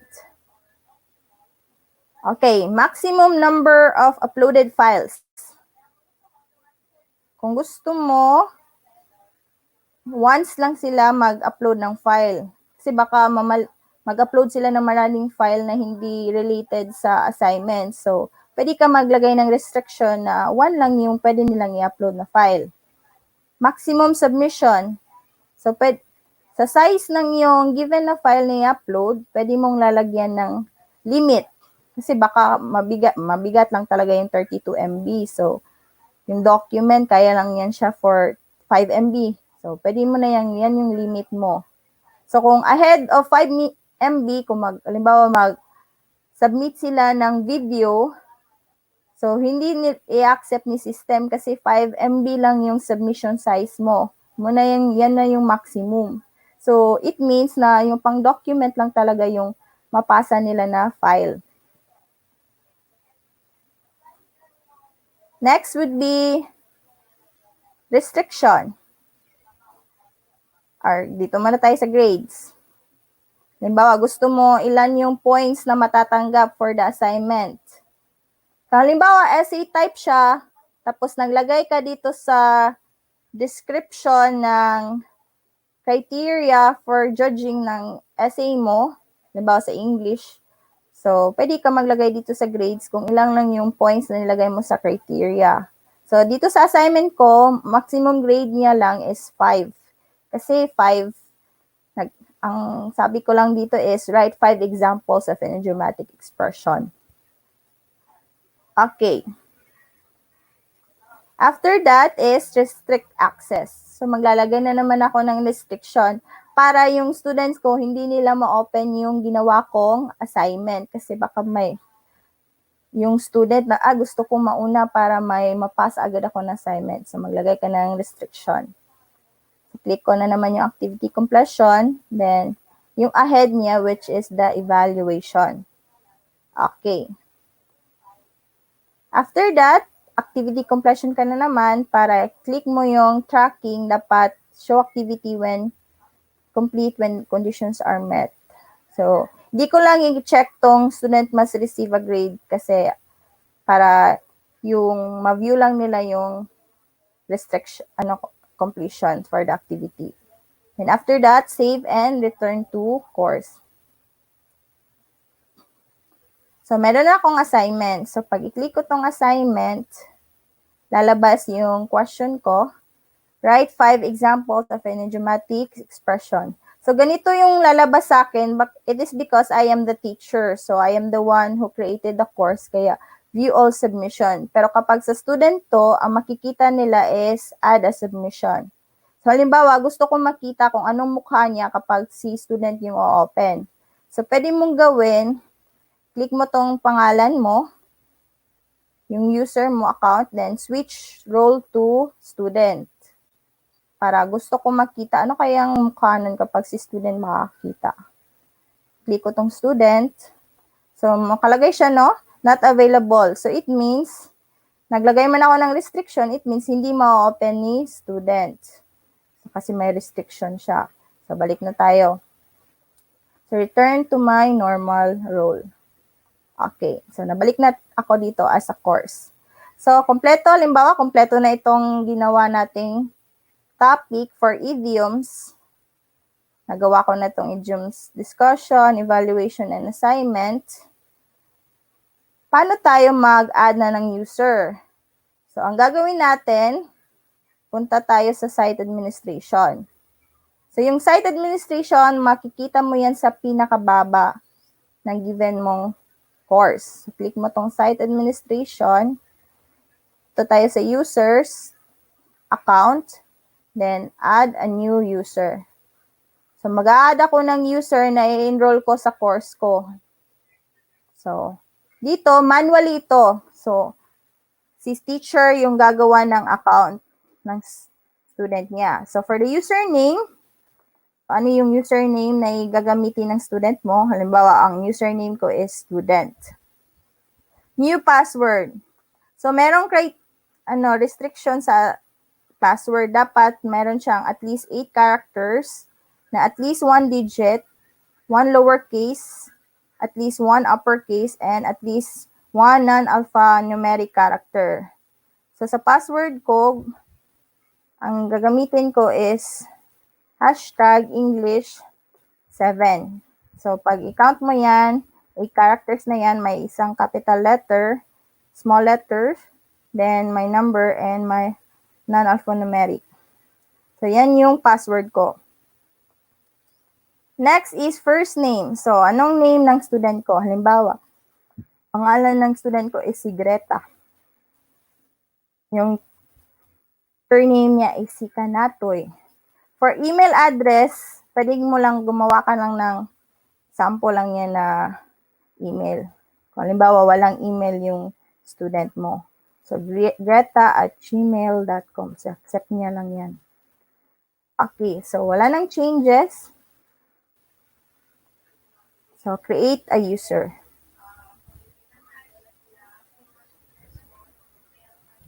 Okay, so dito marami na kasi kaming user kasi ito yung online LMS namin. So, hanapin natin si Greta. Ayun. So, nandito na si Greta. So, makikita mo dito, never, hindi pa siya nakapag-access sa ginawa mong account. Okay, so balik tayo sa course natin. So, click ko ulit yung all courses. Then, junior high school, kasi doon nakalagay yung English 7. Ayan, English 7. So, ang sunod natin gagawin, yung na-add natin na user, ilalagay natin dito sa ating given na course. So, makikita natin yan dito sa navigation part. Ayan, English 7 participants. Okay, nag-enroll na ako. Click natin itong enroll users. Then, type natin yung name ng student na gusto kong i-enroll. So, si Greta. So, yung assigned role niya is student. And then, enroll user. Okay, so may student na ako for this given course na si Greta. So, may add lang ako na dalawa kasi mamaya magtuturo ako how to use the big blue button for online discussion. So, mag-add ako dito ng ibang student. So, pwede mong gawin na isang beses mo lang i-type. So, next na naman yung iba kong student. Halimbawa ito. Okay, so student siya, then enroll users. So, ganun lang kasimple. Itong dalawa dito, na-add ko na to na user ahead of time nito. And after that, mag-enroll na naman ako another user. Ang i-enroll ko yung sarili ko. So, what is the meaning nito? Para malaman lang ng student ko na ako yung teacher. So, assign role ko is teacher. So, enroll users. So, as you can see, yung role ko dito is teacher. Okay. So, meron na akong mga enrollees. Okay, ulit, balik tayo sa English 7. Okay. Click na naman natin yung turn editing on. Ang sunod kong ituturo, kasi meron pa naman tayong oras. Sure, gumagamit siya ng Zoom, ng ibang platform, Google Meet for the discussion. Dito sa LMS, meron na tayong plugins, which is the big blue button, na pwede ka maggawa ng online discussion mo. So, click natin yung add an activity or resource. And then, click natin tong big blue button. Then click Add. Okay. So, for big blue button, instance type niya, room activity with recordings. So, gusto ko may recordings para later makikita ko yung discussion niya na ginawa namin doon sa online. The virtual classroom name niya is online discussion. Okay.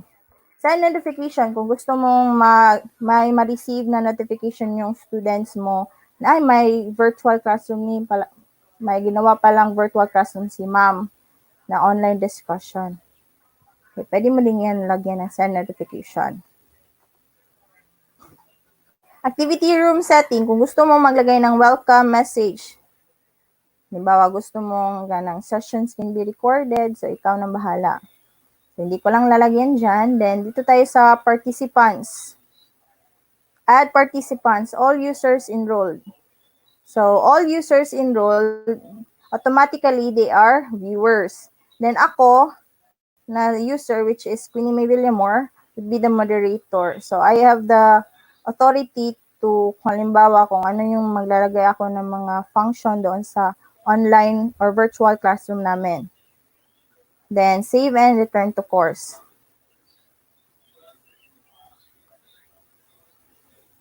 Okay. So, itong online discussion, na nakalagay siya sa baba. Pero, dapat ito ma-access ng student ko before pa ng preliminary activities. So, ang gagawin ko, pwede natin siyang i-move. So, make sure nga makita natin yung ganito na icon. Then, lalagay ko lang siya sa taas. So, wala siyang problema. Ayan. So, meron na akong online discussion. So, yung students ko, mag-try silang mag-open muna ng online discussion. I-click muna nila ito para mag-run through kami for the virtual classroom. So, turn editing off ko na.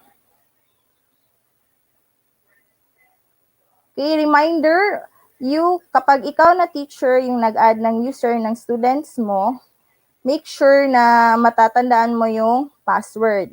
Now, kapag ikaw na teacher, meron kang 45 students, di ba medyo mahirap siya, mag-encode ka pa ng madaming names, mag-add ka pa ng users, tapos magpupunta ka na naman sa enroll users. So, merong ibang method na in which yung student na yung mag-enroll sa sarili niya doon sa course mo. So, ang gagawin mo lang, punta ka dito sa given na course management. Again ha, dito sa course management. Then click mo tong enrollment method. Kasi yung method na ginawa ko, ako yung manual enrollment yun. Ako yung nag-enroll.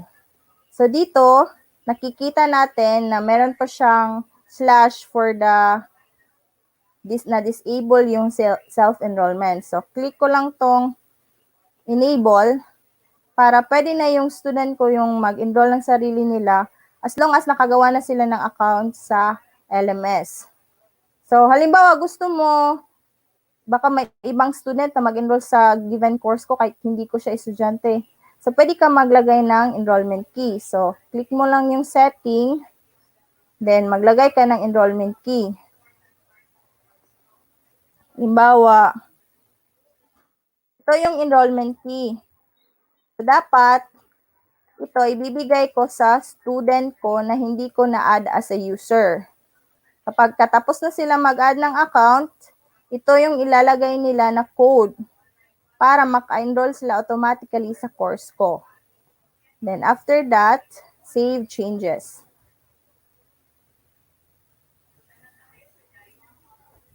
Okay, so na-enable na natin yung self-enrollment, so balik na tayo sa course natin. Okay, so ito na lahat.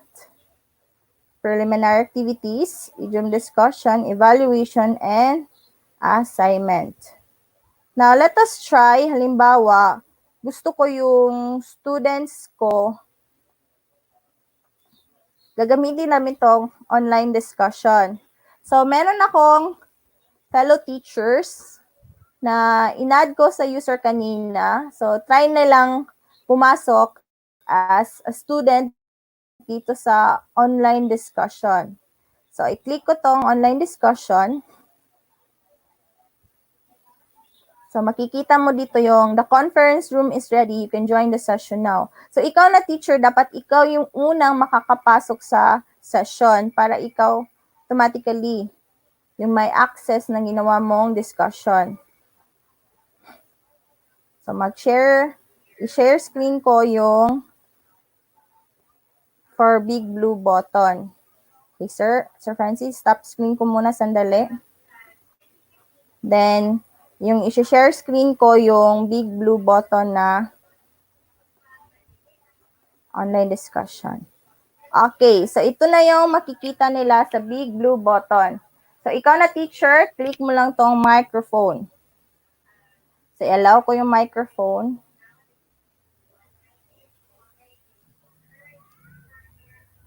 Hello? So, so, yun lang yun para ma-check. Okay, so ito na yung conference ko. So, yung students ko, try silang mag-access dito sa aking ginawang courses. I mean, virtual classroom. Halimbawa, meron akong user kanina, si Ma'am Greta, si Greta, si Marie, at saka si Aljun.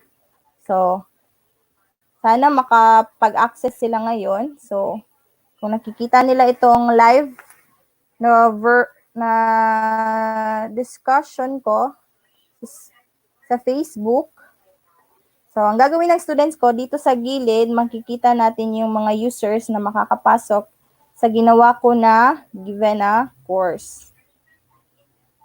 Virtual classroom. So dito ang kinaganda lang ditong big blue button, automatically, nandito na siya sa loob sa LMS. Hindi ka na mag-open ng another platform, halimbawa yung Zoom, tapos magpasa ka pa ng link sa student mo through your forum, doon gawa ka ng forum sa LMS mo, which is very complicated kasi madami pa siyang steps na gagawin. Mag-schedule ka pa ng meeting. Mas maganda dito sa big blue button kasi ang gagawin mo lang, mag-create ka lang ng virtual classroom, then isa lang yung platform na i-open ng student mo, yung LMS lang talaga or yung learning management system.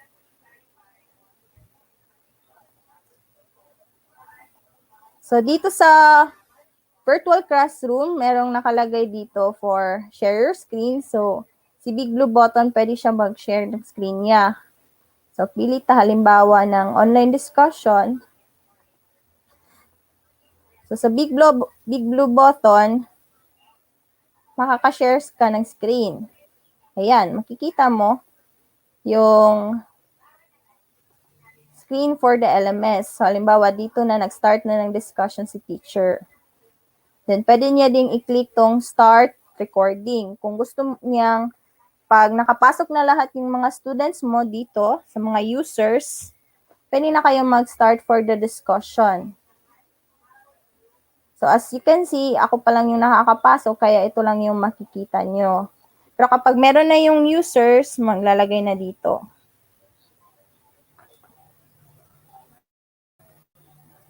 Okay, so stop ko muna itong share screen ito. And then, I will stop sharing for the big blue button. Kasi pinakita ko lang naman kung gaano kaganda yung big blue button. Okay, stop screen ko na. Then, i-share screen ko ulit yung aking LMS. Okay. So, balik tayo for the course. Again, tatandaan natin, unang ginawa natin is to add a course. Pagkatapos, nag-create tayo ng label, which is this, the preliminary activities. Then next, nag-add tayo ng file, which is the idiom discussion. Next is evaluation for the create a quiz. Then last would be assignment. Nakapagtapos ka na sa course mo, doon ka na susunod mong gagawin is to add a user. Then after that would be last is to enroll your users. So yun na yun lahat. So I hope that you understand my presentation for adding the given files, courses, users, and assignments.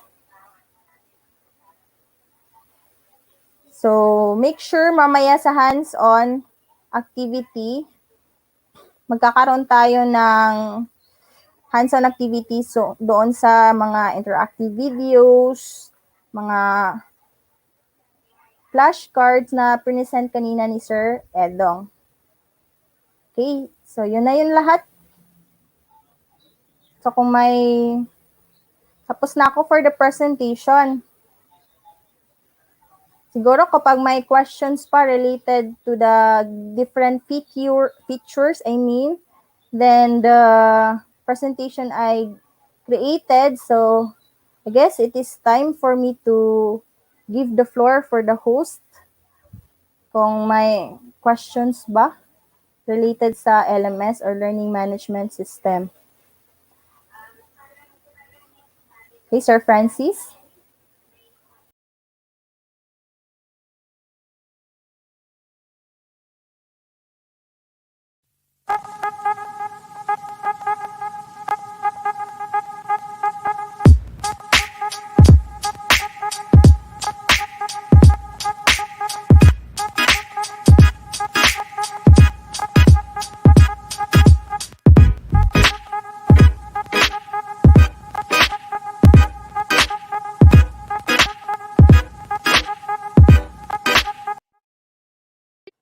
Thank you to our speakers, Mr. Joselito Q. Edong and Miss Queenie B. Villamor.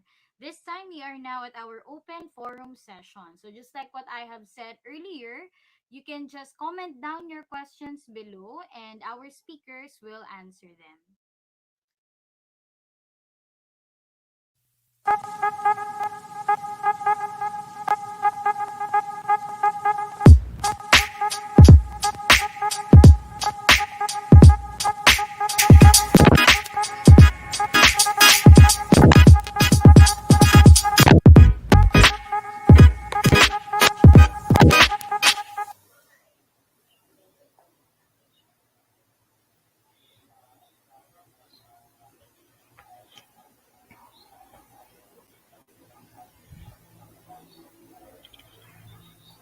Okay, so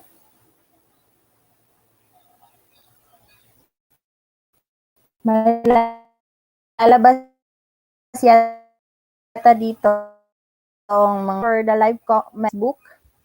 Anong website yan po para maka-download? So, I guess meron pong link kung meron pong video on how to create given courses for offline mode. So, Sir Francis, may link ka po ba? Pwede po sanang i-display para makita ng mga participants kung para doon sa steps on creating an LMS in their computer. So, meron po yung website. So, later, post yata, papakita yan.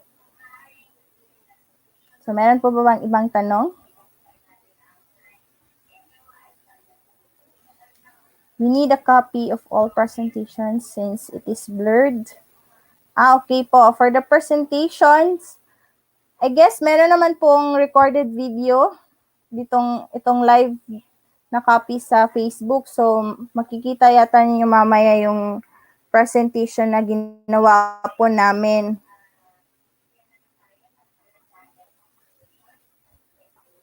Okay po. So, wala na po bang tanong? So, thank you po for watching. And I hope na mayroon po kayong natutunan for the presentation in the learning management system. Again po, reminder, mamaya for the hands-on activity, make sure that you don't forget your login or username and password for the installation process. So, si Sir Francis, this in the Facebook Live, mag-appear ngayon ng link for the website or site sa YouTube na makikita mo yung steps for in installation. Kung for offline mode kasi, meron kang i-install which is the Bitnami or the Moodle 3.9 version, yung pinaka-latest. Then, meron na din doon sa video yung steps. Ayan. So, meron na yung link. Pinakita na. So, yun yung link sa YouTube for the steps. So, follow nyo lang yan. Then, if you have any questions, then you could ask dito po sa, habang live pa po dito sa Division of Davao Oriental. Okay, may iba pa po bang katanungan habang wala pa po si Sir Edong? Ako muna yung sasagot.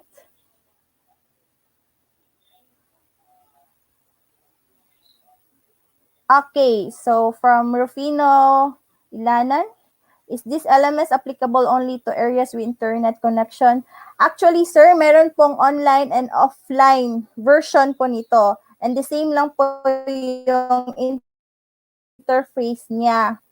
So, do not worry, meron pong offline mode nito. Kaya nga po, sabi ko kanina na merong video sa YouTube in which, if I am correct, sa CLMD for the steps in installing the given LMS. So, follow nyo lang yung steps doon. Then, meron na kayong offline version ng LMS.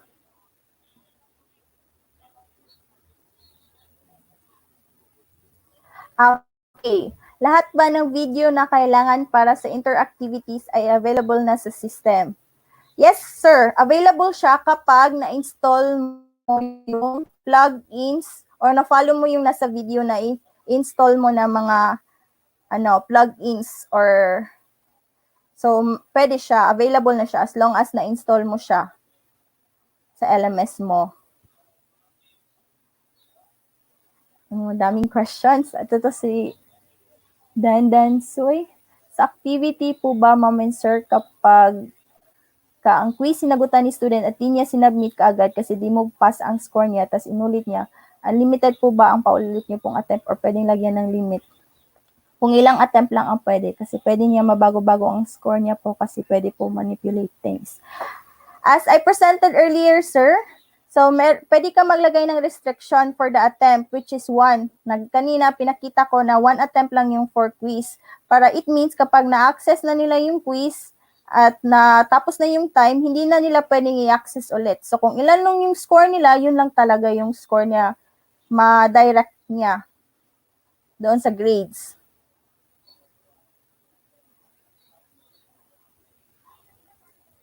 What would be the capacity of the cell phone required? Okay, halimbawa yung students mo, cellphone lang yung ginamit for in accessing your LMS. So, ang gagawin lang ni teacher dyan, ibibigay niya yung site. Halimbawa kung online siya, site, for example, doon sa amin, kung ano yung site for the LMS, so yun yung papasukin ng ating students. So, punta lang sila sa Chrome, or sa Google Chrome, I mean. So, type lang nila yung IP address niya. For example, kung LMS, yung site na nakalagay yung site ni teacher. So, yun lang yung ilalagay ni student. So, nothing to worry about for that.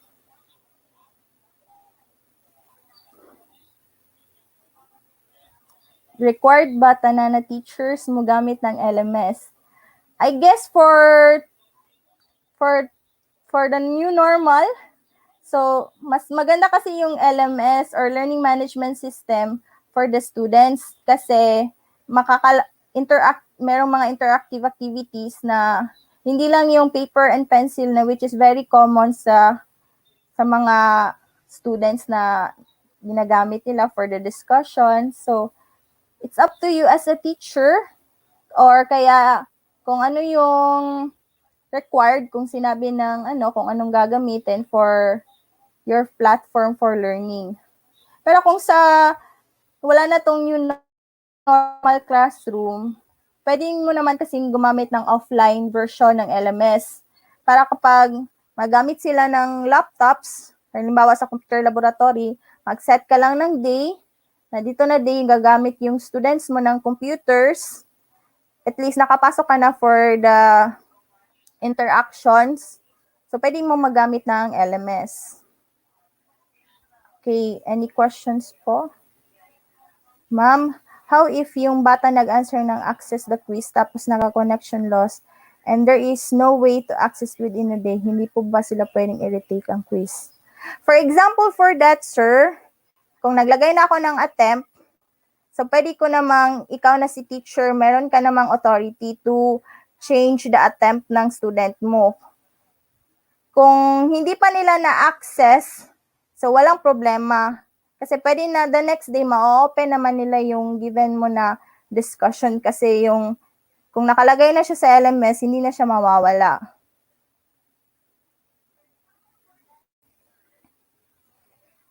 Pag offline po, ma'am, what version po ng Windows ng laptop ang needed? Dito po sa laptop na ginamit ko, mas magamit siya for Windows 10 kasi yung Windows 10 yung pinaka-latest na version ng operating system. So, mas applicable siya for the installation for LMS.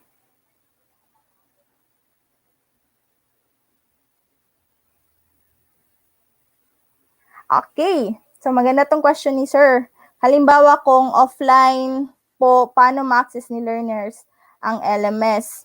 So, ang magyayari dyan, meron isa lang yung router na i-connect nyo. For offline mode kasi, hindi necessary na may kang internet connection. Ang needed mo lang doon is router.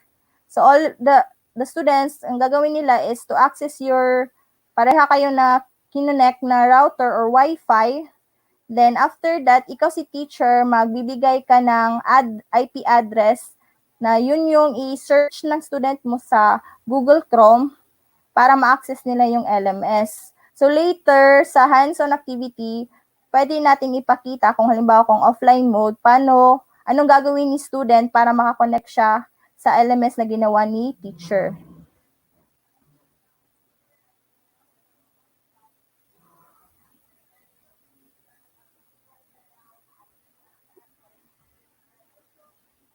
What is LMS for where we are? What is LMS for where we are in modular modes? Okay. Ma'am, itong LMS po kasi is another platform lang po siya for learning. So you as a teacher, you could also done it through modular way of teaching. So it's up to you sa school nyo kasi at least itong LMS, kung na next school year wala na tong coronavirus, pwede mo nang gamitin sa iyong students. Ang kinaganda nitong LMS, kapag ma-reset mo na siya, pwede mo siya magagamit next school year and then another school year. So, paulit-ulit na siya magagamit mo. So, sa simula lang, medyo marami kang igagawin kasi add-ons ka ng mga activities and resources. For the next school year mo, pag the same lang subject na hinandle mo, magagamit mo siya ulit. So, wala ka na masyadong gagawin. So, hindi lang po siya applicable for today, which is na meron tayong new normal classroom. So, available din siya for next school year kapag wala na yung coronavirus.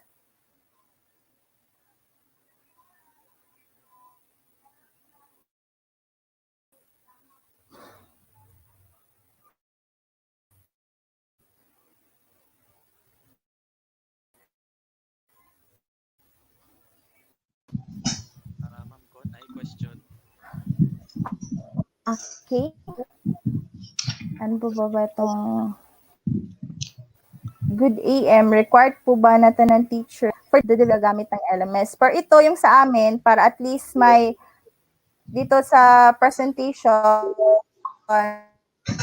sa hands-on activity, may idea na sila kung ano yung LMS magamit nila sa school.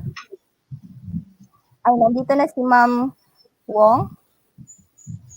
Hello, good morning again. Hello, good morning ma'am. again. May question po. Madungog ba ko? Can I be Yes, ma'am. heard? Marinig po, ma'am. Yes po, Okay. ma'am. Although itong LMS is just one modality po.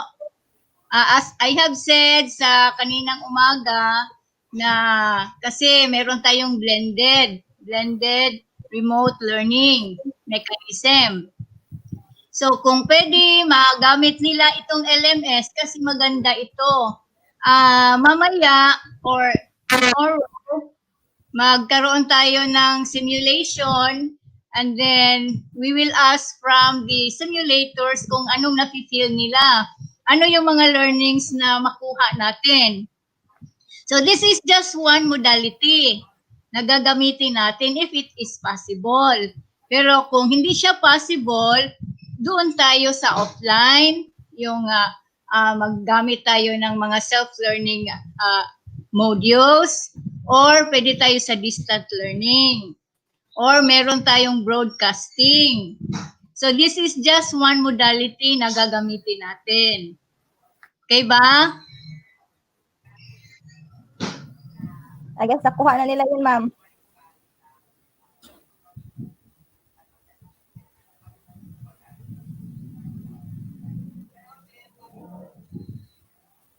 Okay, may question po dito, ma'am, from Sir Roland Amper Deligero.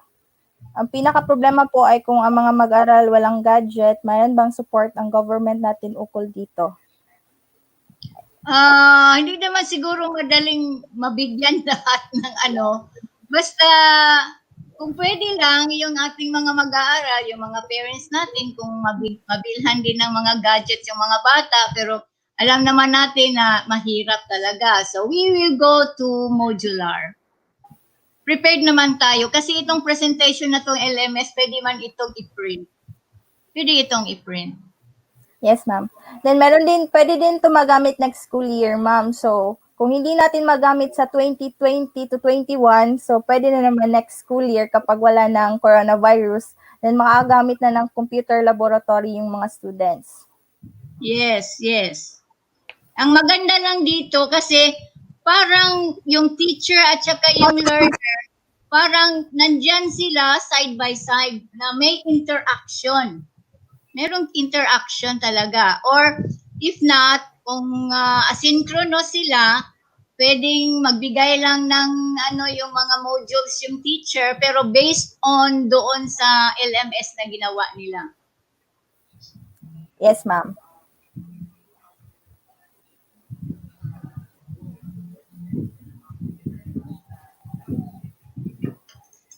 So, di ba ma'am, meron po tayong simulation, ma'am. So, doon makikita kung halimbawa merong isang teacher tsaka may student na maggamit sila ng LMS para may idea na din yung mga participants kung ano yung mukha, kung halimbawa nagamit na yung teacher at saka si students.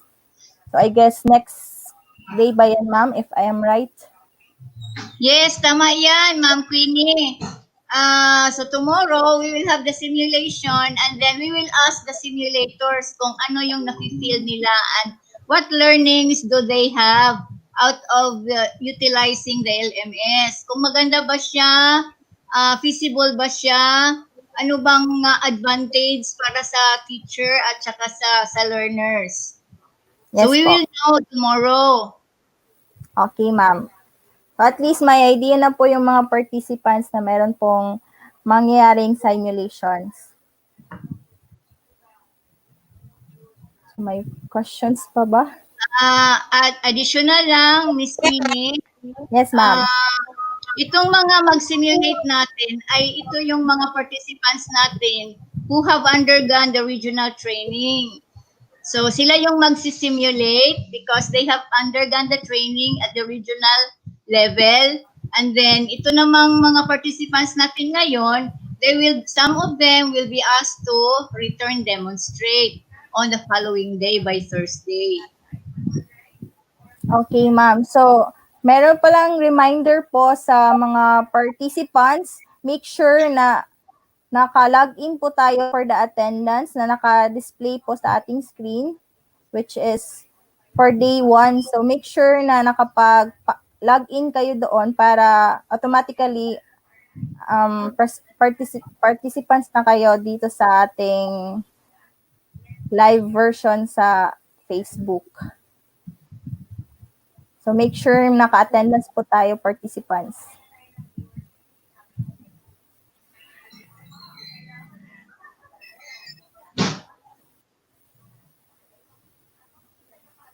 May question ulit tayo, ma'am.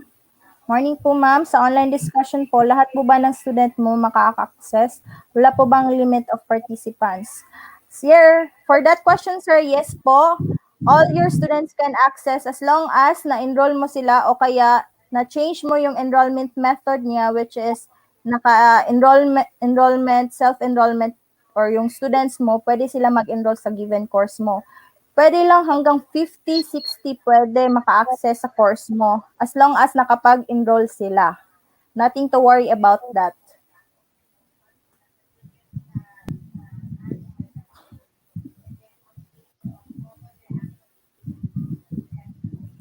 Okay po, for videos, pictures, pwede po mag-attach ng mga videos from other website as long as mayroon po tayong tawag nito na make sure na yung videos mo na kinuha mo is related for the discussions. Pero mas maganda kasi yung ikaw yung recorded video kasi para marinig ng bata mo yung boses mo for the discussion. So ma-amaze yung students mo, ay si teacher nag-upload ng video then for the discussions. Pero kung hindi mo kaya na ikaw yung recorded video, so pwede ka magkuha ng videos sa YouTube as long as na nilagay mo siya as resources sa ginawa mong activity or na-touch mo na instruction. So do not forget to remember nga dapat part sa resources natin, i-mention talaga natin kung saan natin kinuha yung mga resources. Hindi natin ang tingin. Again, ito po naka-display sa screen. Diyan po yung tutorial for offline version na installation ng LMS. So, follow nyo lang po yung tutorial dyan. So, makikita nyo na po kung paano magkaroon ng sariling offline version ng LMS.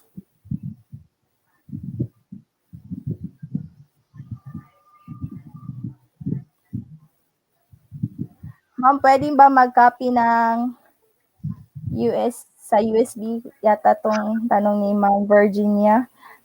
Pwede ma'am, mag-save na lang, pwede later na lang sa hands-on activity, i-present ko yung link, i-save ko to Drive para ma-access nila yung mga installer for offline mode version ng LMS. Sige, later na lang po sa hands-on. Pwede po, pwede.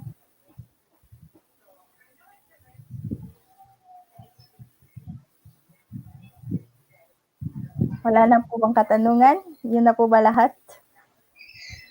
Sana nasagot ko po yung mga question kasi wala pa po si Sir Edong. So, ako muna yung sasagot. Sa yung mga nalaman ko po, yung paggamit ko ng LMS through the help of Sir Edong. So, yun lang po yung mga idea ko. Kaya, laking pasalamat ko na din kay Sir Edong dito.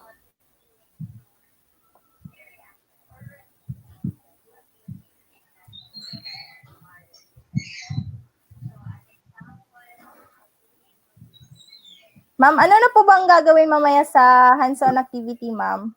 Mga ano pong oras? Start after lunch po tayo mag-start ng hands-on. So you will have the hands-on up to 3 p.m.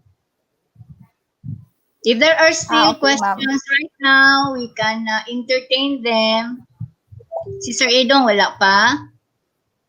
Wala pa po, ma'am. Yun na, naka-display na, ma'am. We encourage all our participants to ask the questions now. Alam namin na medyo libog pa kaayo, no? So, cast your questions now para sa ating mga facilitators so that they can answer you.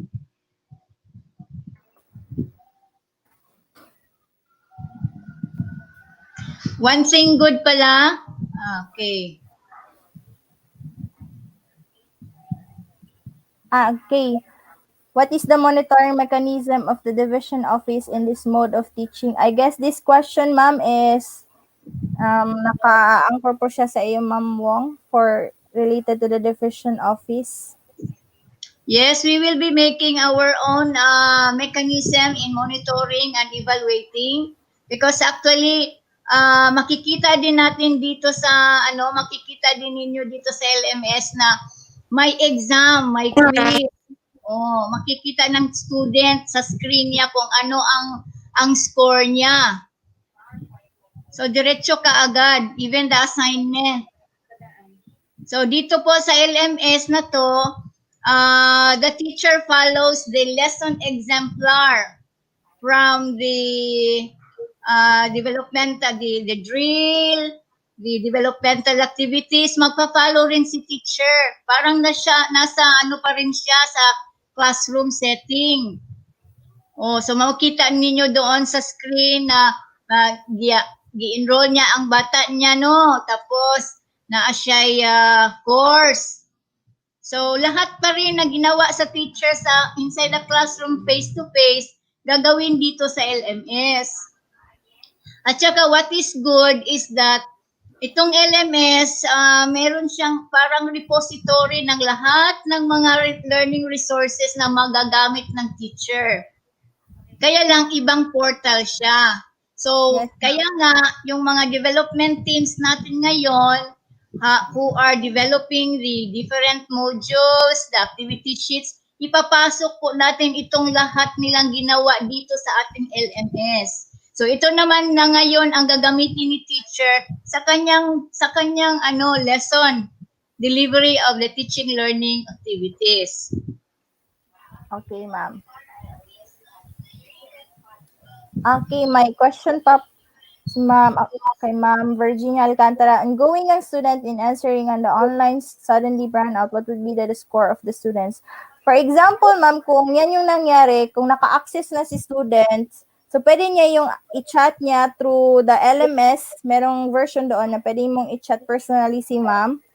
For example, ako, pwede niya akong i-chat na, ma'am, may nagka-burnout po dito sa amin, yan, naka-access na ko. So, pwede magawa ng i-change ni ma'am, ako as a teacher, yung restriction ko para maka-access ulit si student. So, wala pong problema as long as ma-verified na nagkaroon talaga ng burnout sa area nila. Ma'am, yung topics ba na pwedeng gawin is weekly or depende? So, you could also do it weekly. Yung present lang kanina is topic kasi mas specific kasi kapag topic. Pero make sure na i-follow natin yung binigay na milk. Kung ano lang yung certain topics sa isang week. Kung halimbawa week yung gagawin mo. So, edit mo lang doon sa topics. So, week 1, so pwede mo lagay, then specific topic pwede.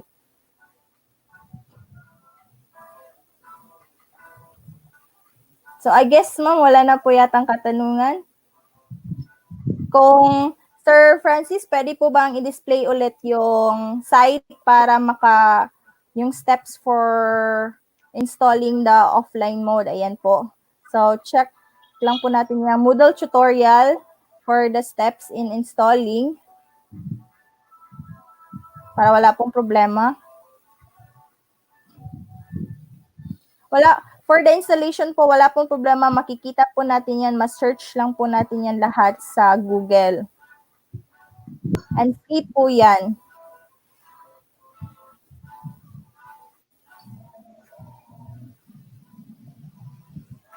Ma'am, so kung wala na po yatang katanungan, ma'am, pwede na sigurong tapusin natin yung live kung okay lang, ma'am, para makaprepare na din sila for the installation.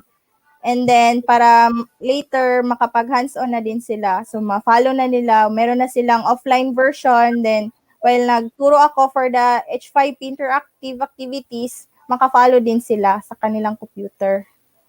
Okay, Ma'am Kini. Okay. So, wala na yatang pahabol na questions. So, yung PM session will start at 1:30 PM. So, magbigay lang siguro ng link yung the Division of Davao Oriental kung ano yung i-access nyo para makasali kayo for hands-on activity. So thank you to all the participants na nag-follow, and I hope that all the questions na sagot ko po ng maayos kasi ako po yung nandito at wala pa po si Sir Edong, pero later, baka meron si Sir Edong mamaya, pwede din niya mag-address yung mga questions na hindi ko po nasagot.